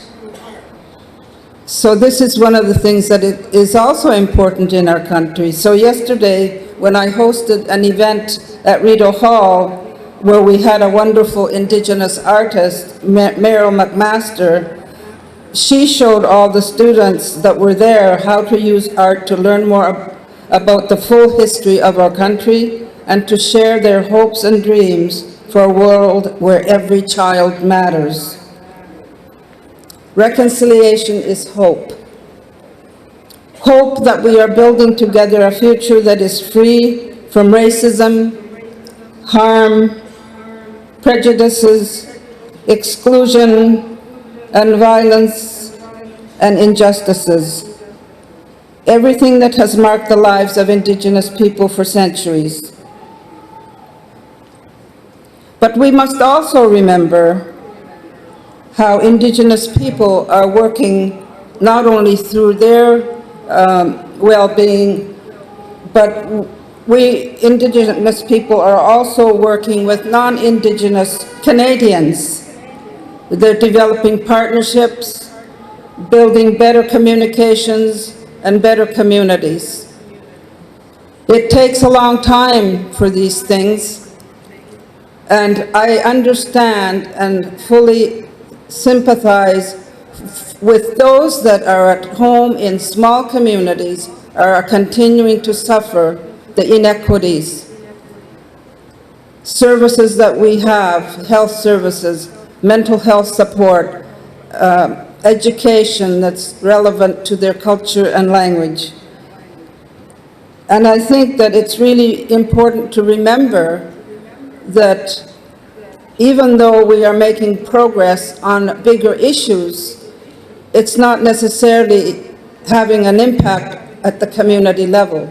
So I think we must think more about how we as leaders agree on things that we should also think about. So how is that going to impact people at the community level? So on this National Day for Truth and Reconciliation, let us all go forward with hope and ayuinata.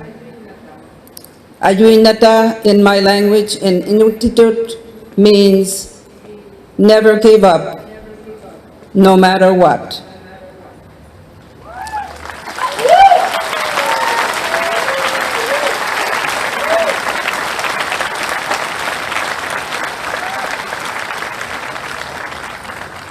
Let us go forward with the children in our hearts and minds. Let us support the families, and let us walk this journey of reconciliation together, one step at a time. Marchons ensemble sur le chemin de la réconciliation, Let's work together un pas on the path à la fois. of reconciliation, So one thank you step so at a much time. for having me today. I am with you. Thank you.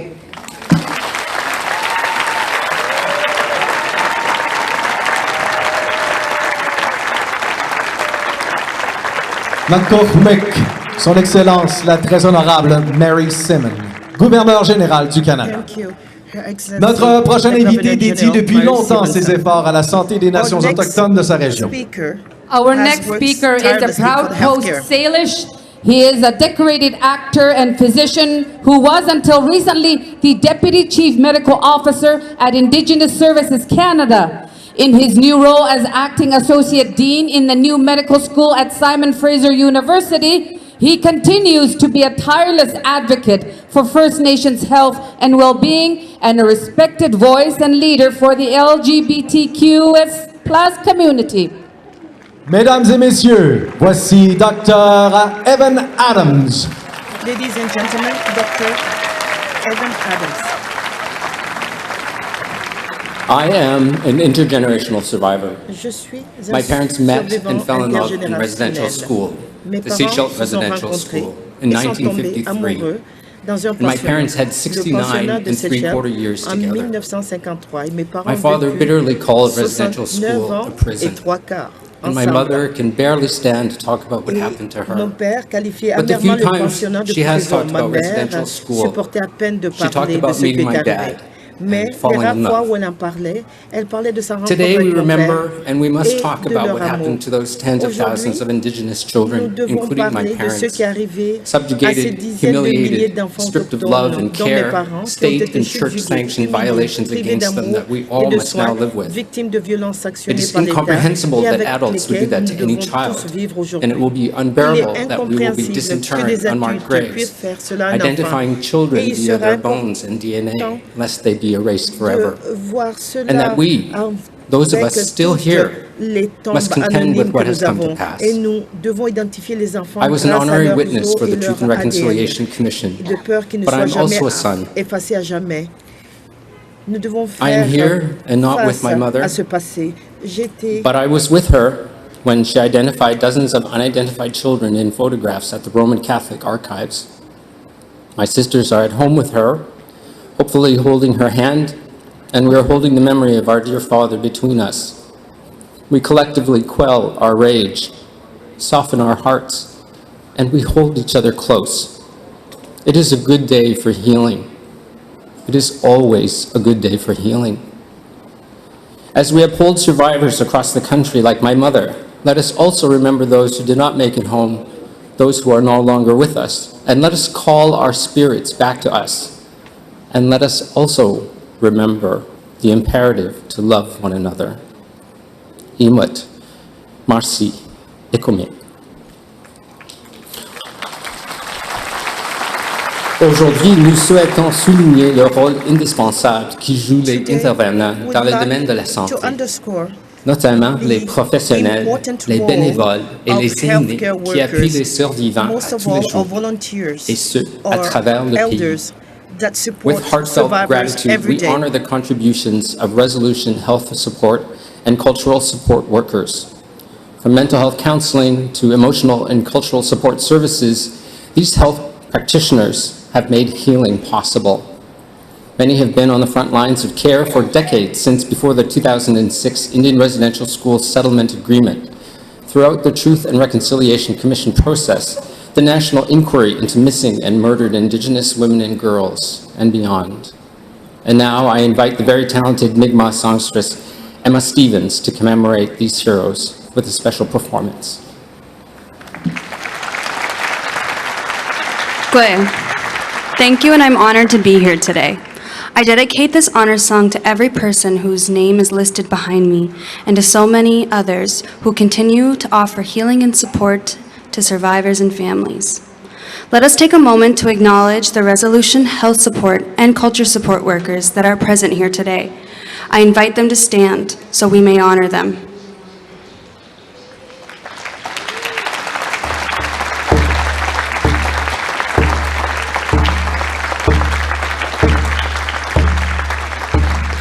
Get me dead, I'm an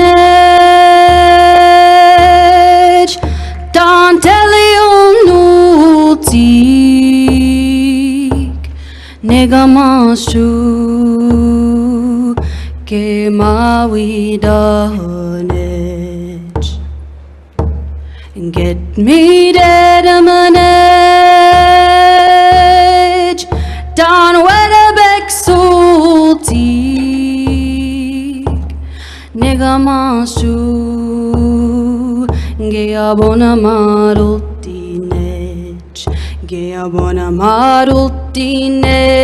Dan kisuk deliga luksik. Wulla sit kahamug. Away ya hey yo. Away away hi ya. Away away hi ya. Away away hi ya.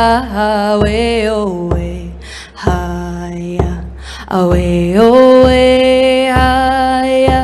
Away away hi ya. Away away hi ya. Get me dead a manage. Don't tell you nulti. Negamasju ke mawi dahanech. Get me dead a manage. Don Wedderbeck sulti. Negamasju ke abona marultinech. Ke abona marultinech. Don kisuk deliga luksik. Wulla sit kahamug. Way ya hey yo. Away away hi ya. Away away away hi ya. Away away hi ya. Away away hi ya. Away away hi ya. Away away hi ya. Away away hi ya. Get me dead a manage. Don't tell you nulti. Negamashu ge mawi dahanech. Get me dead a manage. Don't tell you nulti. Negamashu ge abona marultinech. Ge abona marultinech. Don kisuk deliga luksik. Wulla sit kahamug. Away ya hey yo. Away away hi ya. Away away hi ya. Away away hi ya. Away away hi ya. Away away hi ya. Way away hi ya. Way away hi ya hey yo.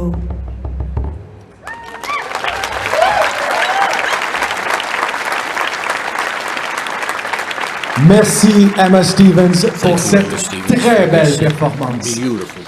Notre prochain invité est membre de la nation de Picogan, de l'Abitibi-Témiscamingue. Artiste ainsi que guide en nature et en culture, il est fier ambassadeur de sa communauté et de sa langue. Accueillons chaleureusement Normand Kistabiche.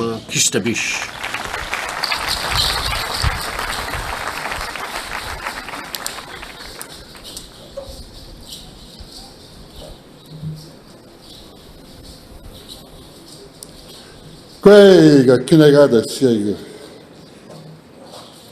It's a misquega no numga kinegada chega. Get some in águas a minute. Quega no gajo que get me kudana and get je most of me kwenda mek ka bi jeseyek. Ka bi musadamek. Je disais tout simplement que vous êtes bédombeau en orange aujourd'hui, puis qu'il faisait beau, puis vous leur dire peut-être merci pour ça, et la température est be avec nous thankful for the autres. wonderful weather we have. Pour faire une courte histoire de ce que So je to give you a pensais short de version of the dire, story de that I want ce to que share with je you, pensais vraiment dire, that I really, je l'ai really tout wanted to oublié. say, well, I forgot it all. Je passais à 4h30 à matin, c'est ça, je vais was dire, telle chose. At 4:30 this Puis morning, well, tell them à this, 6 I'll heures, tell je them me that, lève, and at 6 o'clock, j'avais I déjà finally oublié. got up and I completely forgotten it already. Je parle français parce que I c'est la speak seconde French langue que because it's j'ai my appris. second language. Je comprenais pas français. Je comprenais pas que mon nom I didn't c'était Normand understand that my Christabus name quand je was suis Normand rentré au Christabus pensionnat. when I went into the On m'a toujours residential appelé school. Moni. Everybody called me Mooney Moni, c'est parce que j'avais un chien qui s'appelait Moni. because I had a dog that had that name. Puis en plus, de And in plus, addition to that, quand j'ai appris que je m'appelais when Normand I learned Christabus, that my name was Normand ils m'ont mis de Christabus, côté pour me they donner un put me numéro. aside to give me a number. 1, 2, 3. 1, 2, 3. 123. 1, 2, 3. That was my number, 123. Puis là, j'ai vécu toute ça And then I lived les all séquelles du kinds pensionnat of sont bad tellement experiences, terribles là, que the, je vais fallout mettre ça from de the côté parce que ça fait residential plusieurs schools fois are so awful, and I'll just set it que aside. It's je been parle, several que j'ai times now parlé, that que I've j'ai spoken about it, me suis soigné de ça that I en ayant un vécu got healed pas from that, and tellement exemplaire. not having what I would call an Moi aussi, exemplary je me life suis also.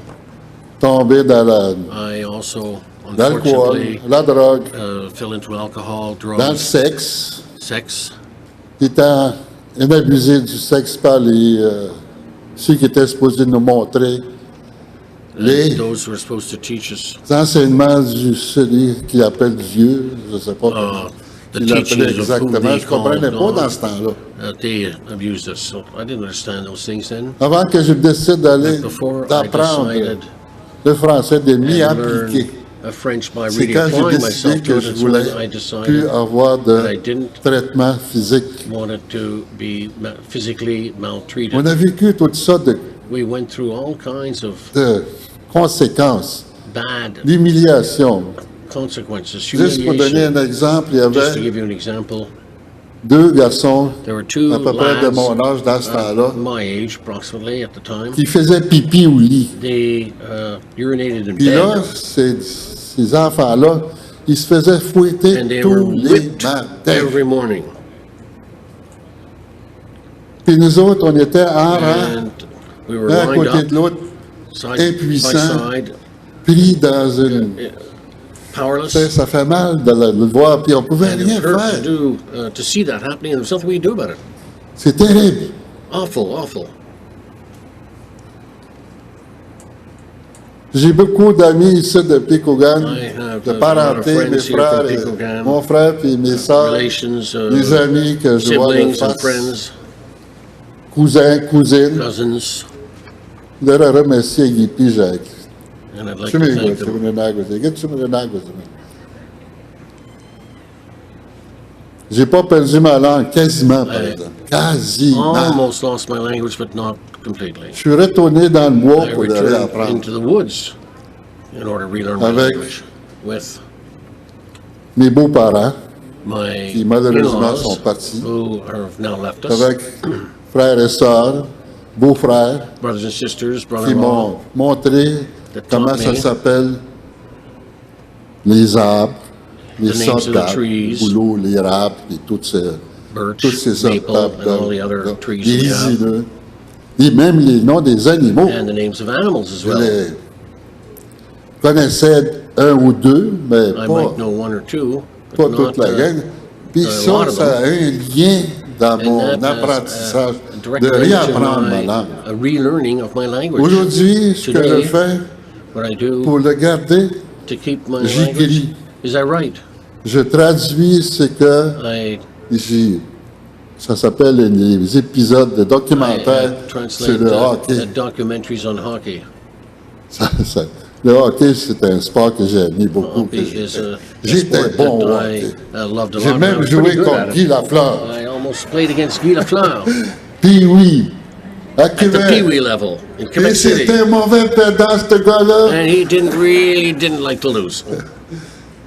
Des bouts de drôle de ma vie. That's some of the funny parts of my life there. C'est parce que moi, je suis allé 2 fois à Québec jouer au hockey. I went twice to Puis Quebec City to play hockey. première année avec The les first year Indiens du with Québec, the qui Indians nous of appelaient, Quebec, that's what the name was of the team. qui nous avaient ramassés dans Picked us Amastouillac up in Mastouillache. pour pratiquer un mois de temps avec les For a nouveaux month coéquipiers que je ne connaissais pas. with new teammates Je that I les ai didn't know, connus quand même but who I got to know, of plus course. tard, mais... Puis la deuxième année, c'était avec And the l'équipe second d'Amos, year, it was with the d'où que je suis Amos proche. team. Là. Amos Tout ce being qui a est town in the pensionnat était BTB, proche and that's where the d'Amos en residential school Abitibi. was. It was close to there, at any rate. It's in the BTB. Pour faire une courte histoire de ce que j'ai So to shorten vraiment the story a vécu little bit après, là, about c'était what I lived terrible. after that, well, let me just say that it J'ai was pas awful. été un exemplaire I was not an exemplary pour personne. citizen. J'ai fait toutes sortes de métiers, I practiced many toutes sortes trades. de quasiment professions. J'ai été professions. chef de ma communauté. I was leader of my J'ai community, chief. été un agent de développement économique. I was an economic J'étais allé development travailler officer. dans l'Ouest en tant que cuisinier. Went up in the Je West changeais as a short J'ai order toujours cook, trouvé quand and I même. always found J'étais vraiment something to un do. survivant I was a true partout survivor où ce que j'y allais. everywhere I set foot. J'y apprenais, I learned même mon anglais. even my English. Aha. I couldn't speak English. J'étais dans une immersion anglaise I tout was in seul dans le English nord, immersion way up north. dans le coin de, tu sais, le pôle nord magnétique qu'on regarde dans le boussole. When you, the magnetic North J'étais Pole, à when you look at 400 it from the kilomètres, slow, 400 400 000, kilometers, pas 400 kilomètres, miles. 400 000. Yeah, it was the old days. Puis là, j'avais juste de l'anglais, du monde qui And there was parlait only anglais. Qu'est-ce que English-speaking je fais people there. là-bas? Moi, y a But pas what de was ça. I doing up there Qu'est-ce que anyway? je faisais là-bas? What the heck was I up Ça, to? c'est dans ma recherche de fuir Well, it was part of my l'alcool, fleeing la alcohol, drogue. drugs. Puis là-bas où est-ce que je suis allé, il n'y en avait pas. Là, And where I went, there was no là je me alcohol. trouvais comme... Je sais pas comment j'expliquerais ça. I don't know how to En explain même it. temps, insécure parce que But j'étais en I was manque. somewhat insecure because Puis I en même was temps, je voulais arrêter. craving, but also I Puis wanted toute to seule, stop. And all alone, j'avais un combat it was a continuel fight, continuous parce fight. que je ne demandais pas de l'aide. Struggle because I wasn't asking for help. Puis ça, en vieillissant, j'ai As you compris get que j'avais older, besoin I de l'aide. understood that I actually did need help. Comme la plupart de ceux qui sont allés au As pensionnat, most qui ont of fait those who la went vie to comme moi, là, residential school and vous me lived a rough comprenez life ce que like je me, veux you know dire. what I'm talking about here. Puis ça, j'ai transmis ça à mes And I enfants. transmitted that, I passed it on to my children. Puis c'est un travail que j'ai continué à faire, And it's work that essayer I continue to d'améliorer do to help improve mon cheminement de guérison my avec healing ma famille, path with my family, ma communauté. my community, C'est tout du monde que j'ai fait mal. all people that I had hurt.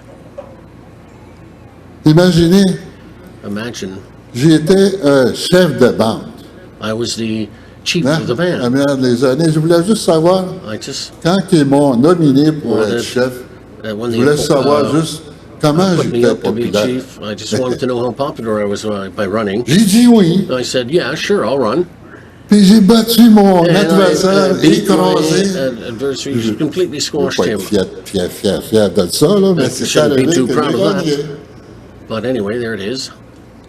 Puis dans ce temps-là, And in on those commençait à days, prendre en charge les we programmes were starting to manage ourselves. comme l'éducation, The l'administration, la programs like santé, administration, health, tranquillement dans mon education, village. slowly but surely Au in moins, my ce village. bout-là, je l'ai At fait. least for that part, I did. Et ça a And continué, it's been carried on. puis ça continue encore And to aujourd'hui. this On day. n'a pas fini, non? And we're not finished yet. Non, quelque chose. Je voudrais dire merci I'd de like m'écouter. to thank Parce que ce que vous entendez, moi, ça me people fait sortir because what I hear des choses que je regardais, que je helps ne voulais me pas dire, puis ça, je vous le donne. speak out the things that I didn't want to talk about, and I'm giving Ça it vous to you. appartient. It belongs Ça to you. vous appartient parce que It belongs ça to sort all de of moi. us because it's come out of me.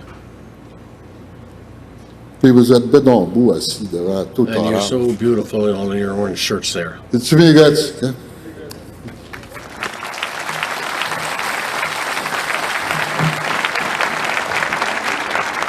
Chimigwich, Norman Kistavish. Noran Kistabish. Thank you. Dan nakingunlo pa mi kaktigisi yavud, our final speaker has dedicated her life to the betterment of her community of Kangaksinip, Rankin Inlet, and to Nunavut at large. Amongst her many accomplishments in healthcare and politics, She helped establish the Rankin Inlet Birthing Center. She was the first woman mayor for Rankin Inlet and was MLA for her region in the Legislative Assembly of Nunavut from 2004 to 2008. De plus, son travail communautaire acharné continue à porter fruit encore aujourd'hui. Veuillez accueillir Dr. Lavinia Brown.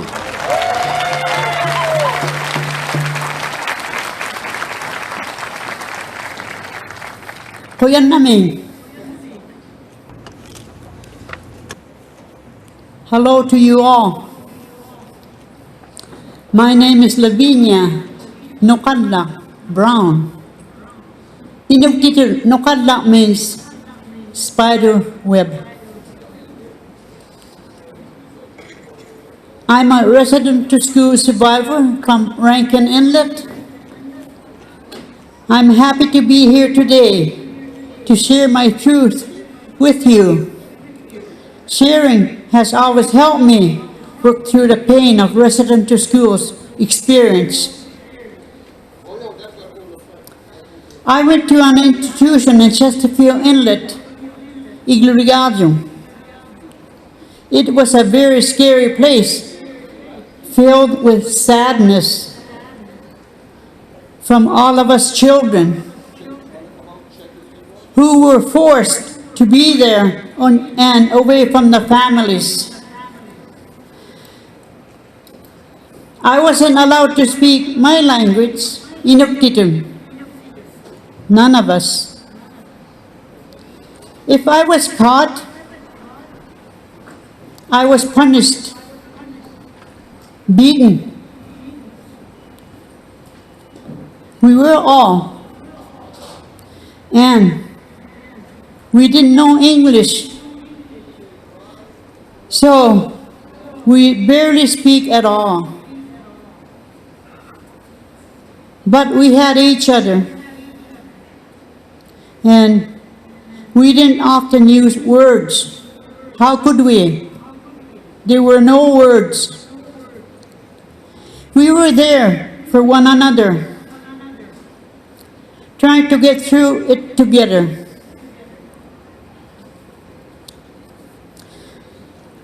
I want to acknowledge that there were 3 strong Inuit survivors who bravely spoke to the Royal Commission on Aboriginal Peoples in 1987 about their experiences in residential schools.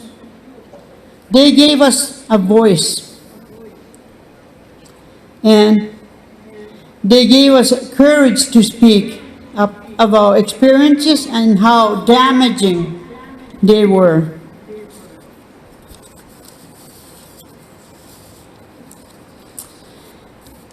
It is important that all of you and the future generation to know what happened to us,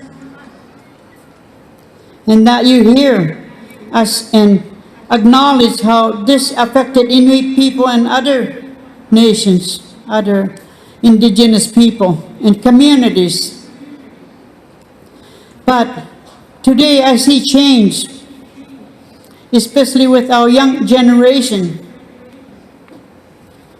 They are working to regain their Inuit culture, languages, and tradition.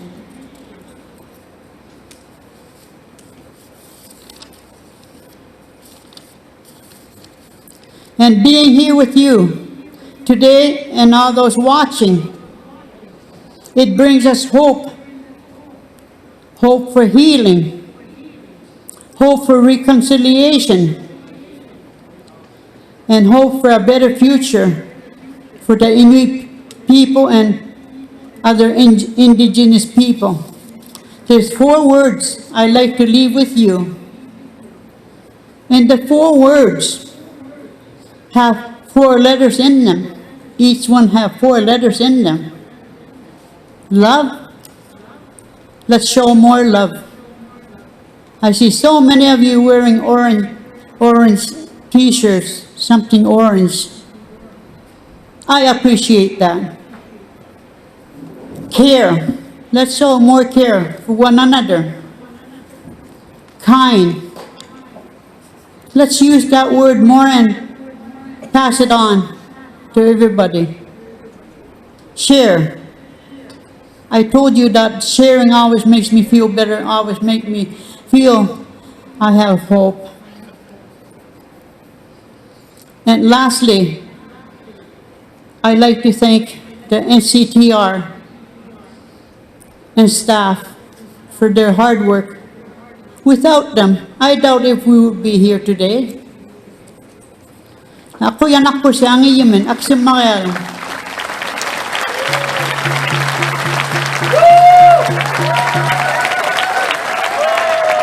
Nos remerciements, Dr. Lavinia Brown, Miigwech, pour ce témoignage inspirant. Nous arrivons déjà à la fin du programme, mais avant de se quitter, une dernière performance d'un artiste qui est sans aucun doute une des flèches montantes de sa génération grâce à la puissance de sa voix.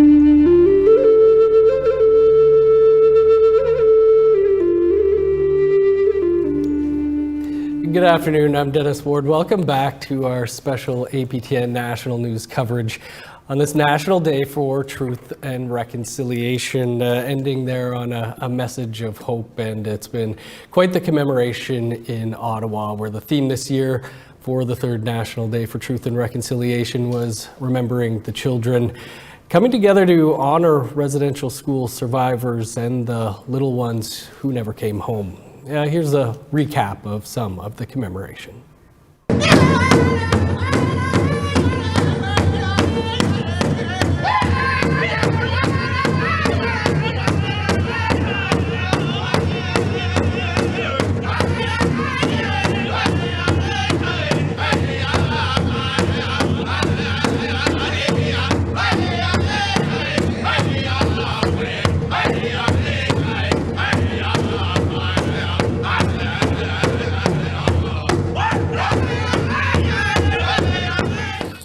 This September 30th, 2023 marks the third National Day for Truth and Reconciliation.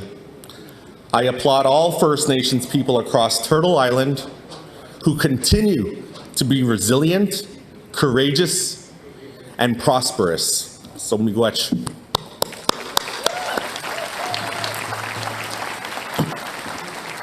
Canada is taking some strides towards reconciliation. I'll admit that. But I challenge this country to do better. And I extend this challenge to all Canadians who know that they could do better. Let's never forget these important facts. Number one, First Nations people helped build this country dating back to the fur trade. Fact number two, we fought in many wars alongside you, and they were won because of our help. We thank the Creator for all of His blessings.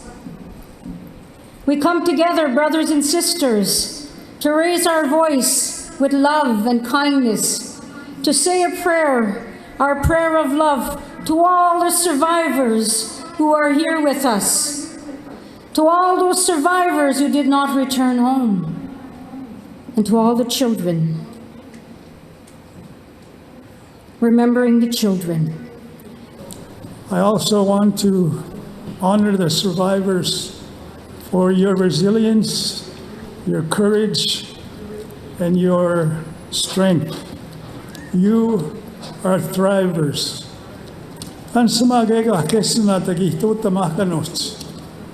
The challenge now is, what do we do to have good relations? What do we do to restore respectful relationships? How do we advance true reconciliation?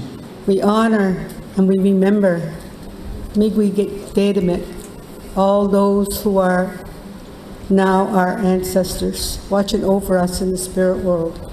We are here because you survived genocide. We honor and remember Miigwech, the children who died in the Indian residential school institutions. The National Day for Truth and Reconciliation is a day to honor all Indigenous survivors who are with us and those children who died in those institutions. We must respect all survivors, amplify their voice, and call out the deniers. We must challenge the people who don't want to face the truth. The residential school system was intended to destroy First Nations, Inuit, and Métis cultures and our languages, but they did not succeed.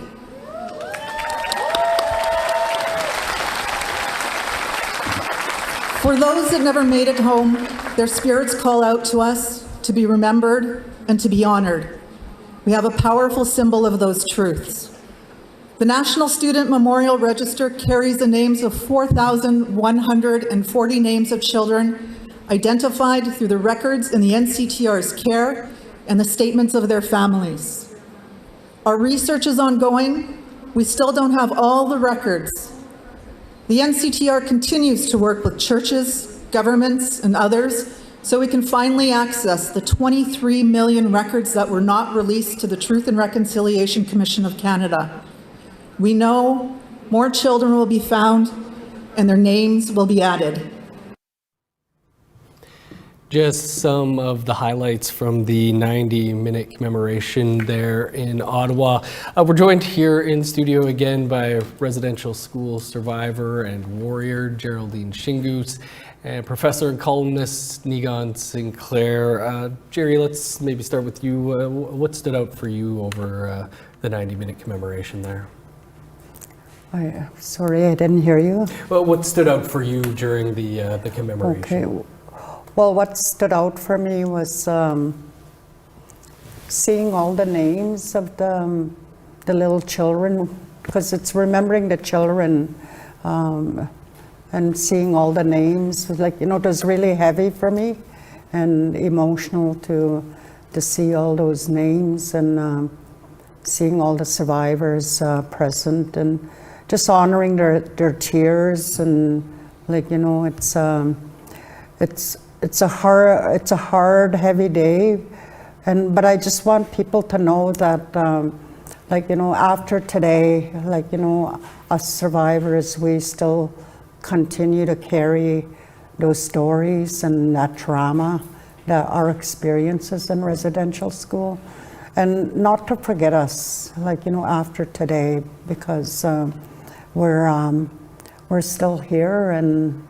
It's a really honor to listen to all the elders that were speaking and the singers and yeah. Niigaan, for you, takeaways? I think there's a lot of them. I mean, I think Norman Astabosh's really incredibly honest story. It was in French, talking about the abuse that he endured and how that impacted him. I think about Mary Simon kind of taking that opportunity to talk about the issues around mental health and the rebuilding of identity. But by far, the most important moment, I think, was Elder Angie Cuellar, who read a letter written by Bishop Grandin over a century ago. And here in Treaty 1 territory, Winnipeg, of course, we've just changed the name of Bishop Grandin to Abenochi Makana and Mikana. And that change, I think, came from grassroots interest and community that was interested in changing that name. And there's a reason why that is. And I think in large part is because of the letter, the actions that Bishop Grandin's taken. So I think just talking about the fact that the history that came through the gathering, but then the fact that it's very much about today. We're seeing some of the event still taking place there in Ottawa. I believe they're about to wrap up with a round dance there. Jerry, at one point the Prime Minister was expected to speak today, but did not. He did last year. Of course, he famously went surfing on the first National Day for Truth and Reconciliation. Should the Prime Minister, no matter who they are, be in Ottawa at this event, do you think? Yes, I think that his presence is important and critical because it shows the survivors that that he acknowledges that history and acknowledges our stories and he needs to sit there and listen to the survivors. It's very significant. His role as a leader. he needs to be present. Yeah. Nigan, do you think anybody will have missed or noticed that the Prime Minister wasn't at the event today? Well, I think whenever the Prime Minister doesn't show up, I mean, we did have the Governor General, and so it's not that the government was completely absent from the event. But anytime the Prime Minister, you know, because this is Justin Trudeau's legacy will be defined in many ways by his interest engagement in Indigenous issues, and you know, on one level, by far the most engaged Prime Minister in history. You can like him, you can hate him, but he's the only Prime Minister that showed interest. And that's a pretty low bar, but he is the only Prime Minister. John Cray-Chen didn't care, Brian Mulroney didn't care, Stephen Harper absolutely didn't care. And so, you know, the idea that we have a Prime Minister that cares, but the problem is, you know, it's kind of an uneven caring, and oftentimes he's criticized for not being consistent on the issues, or perhaps saying something over-promising and then not delivering. And I mean, not showing up on a day like this, I think, is indicative. I also think that the guy has, you know, he's under his own fights and within his own party. He's got lots of interests. He's also got some personal issues that he's dealing with. And so we can fault him, but I also think there's a human side to this. And I think certainly he's shown some track record on the issue.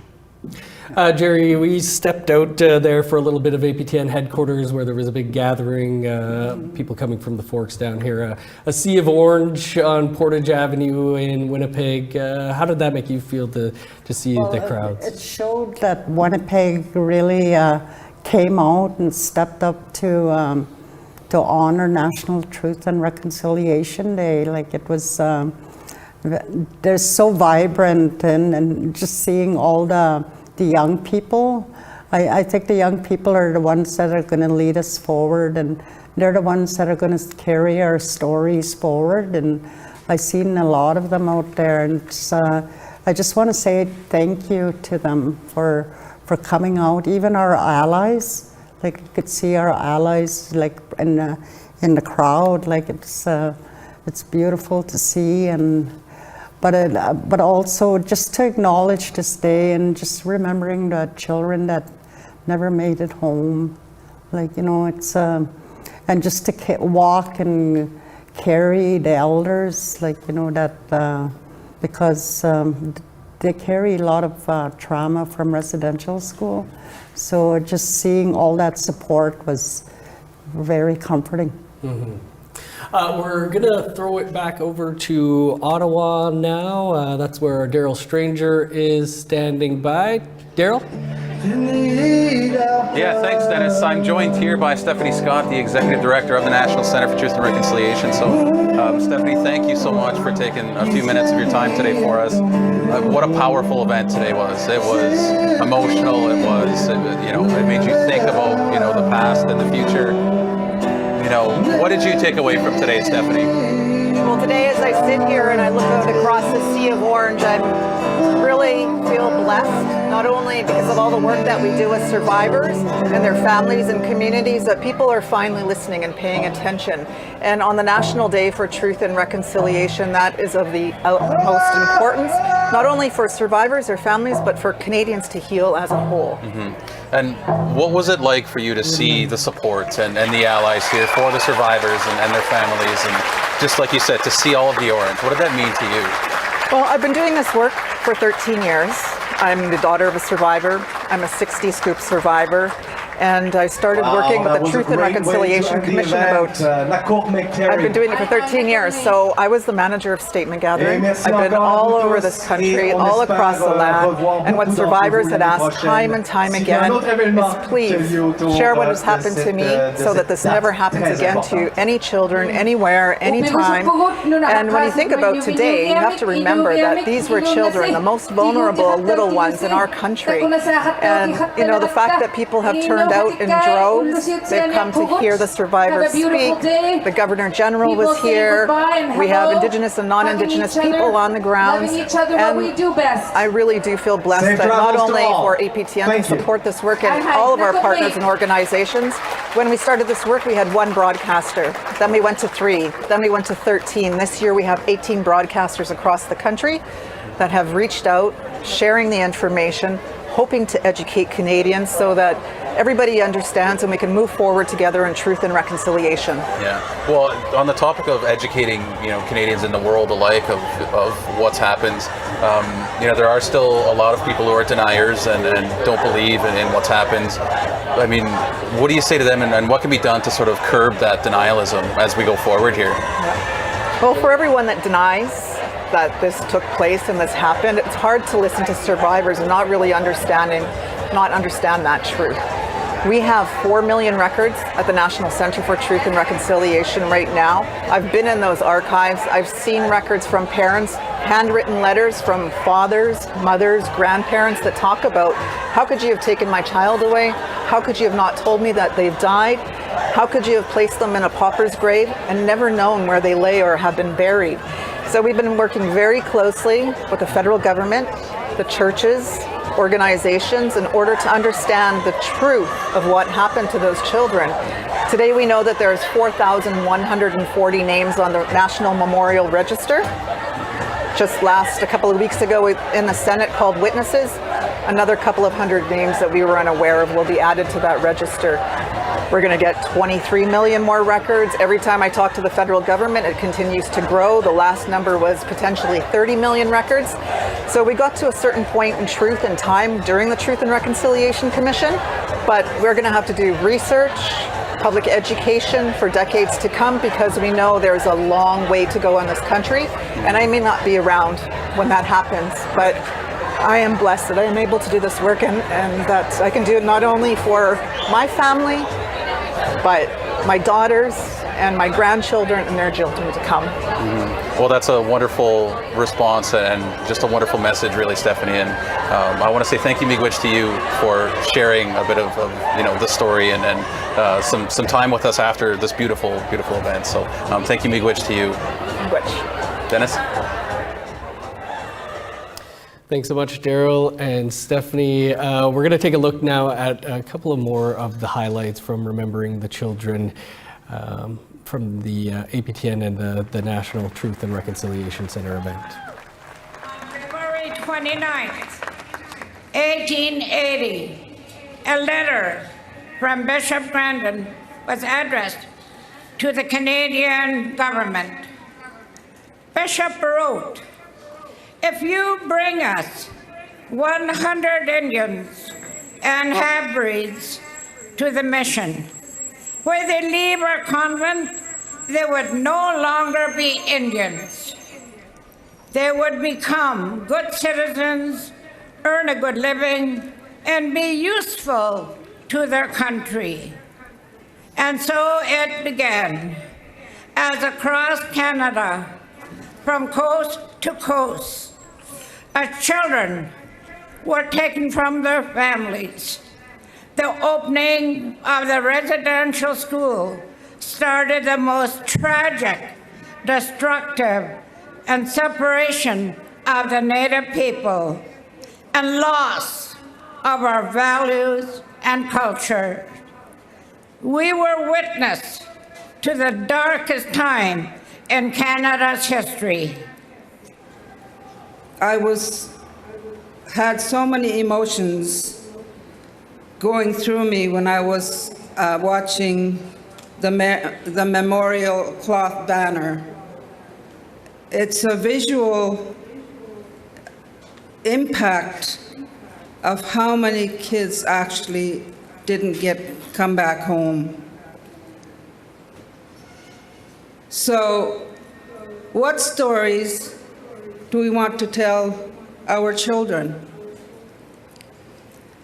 This is, of course, the history of Canada, as told for the longest time, of explorers and discoveries, of taming a wild land, of settlements and confederation. But as time has passed, Canadians have come to realize that this version of history is not complete. Canada's history is so much more than that.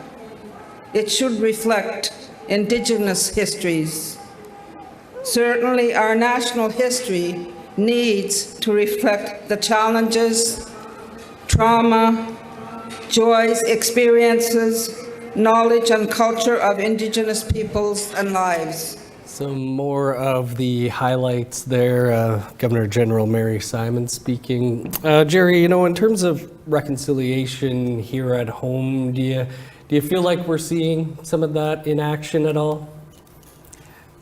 Well, right now, here in Manitoba, no, I don't see any reconciliation, and it's a critical time right now with the election and search the landfill, but the National Truth and Reconciliation Day too as well. Like, you know, it's not even acknowledged as a stat holiday by our premier. So in moving forward with the selection, I hope that we can move forward in reconciliation.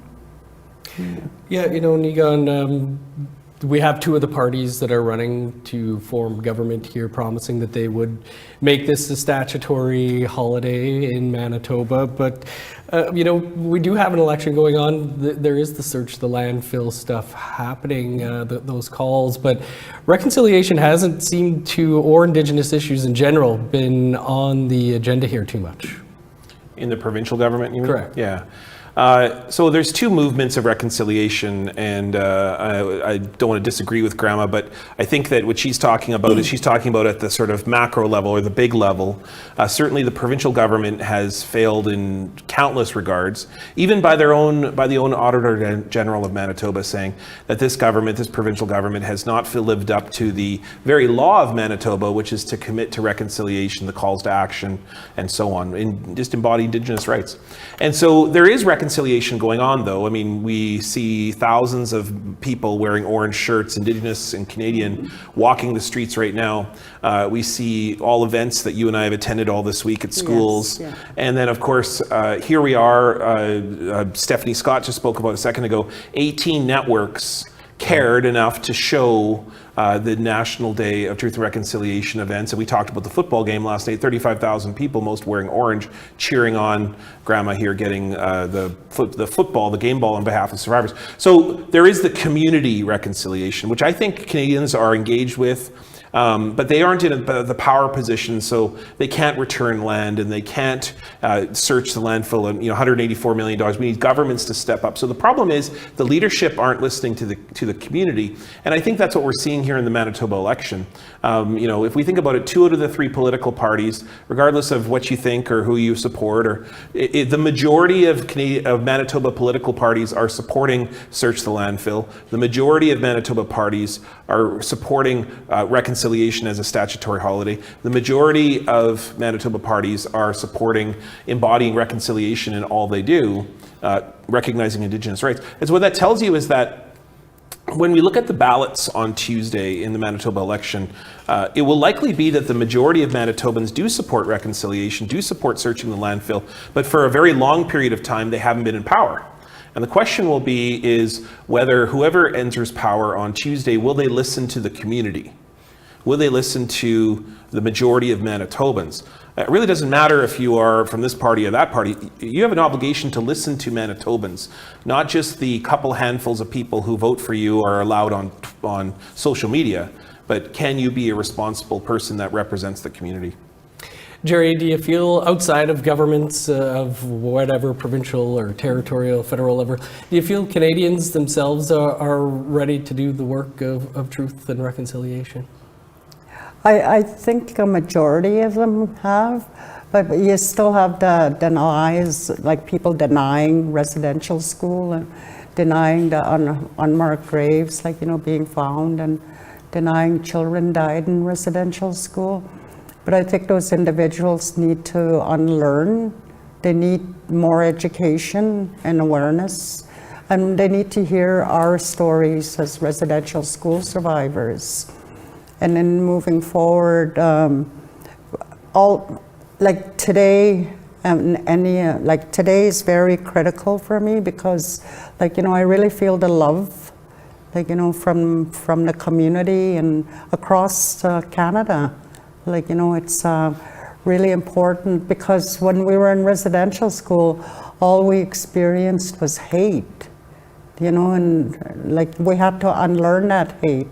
And now you see us, like you've seen it in Ottawa, you see it here in Winnipeg and across Canada. All the survivors are just feeling that love. And one thing I want to share is Justice Murray Sinclair said to the survivors was, I see you, I hear you, and I believe you.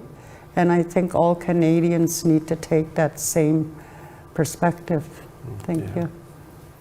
Last minute to you here, Niigaan. What are your hopes when it comes to truth and reconciliation over the next 365 days?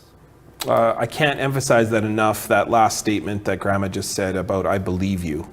You know, so much about this has been about seeing Indigenous peoples as human beings. And human beings who have been targeted, who have been policies directed towards that have driven us into poverty.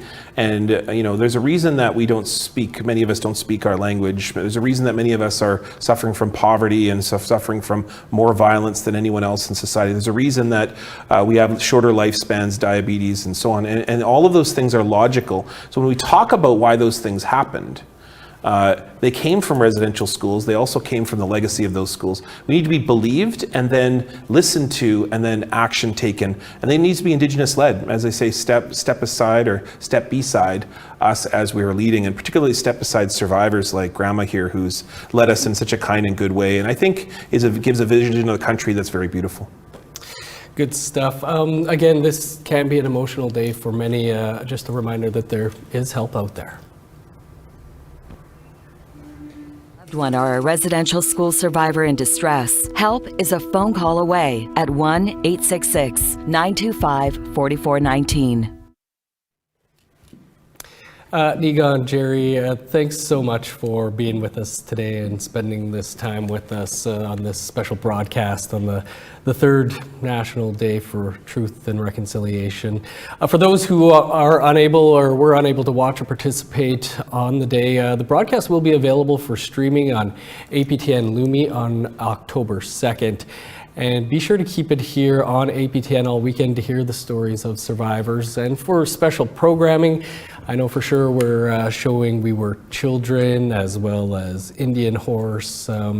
You can also join me back here at 6 p.m. Eastern Time for a special 1-hour APTN National newscast where we'll be looking at events that happened around Turtle Island today. There was a lot of them to commemorate the National Day for Truth and Reconciliation. For myself, Jerry, Niigaan, and all the crew here, Marcy, Miigwech, thanks for being with us this afternoon. We'll see you back here in a couple of hours.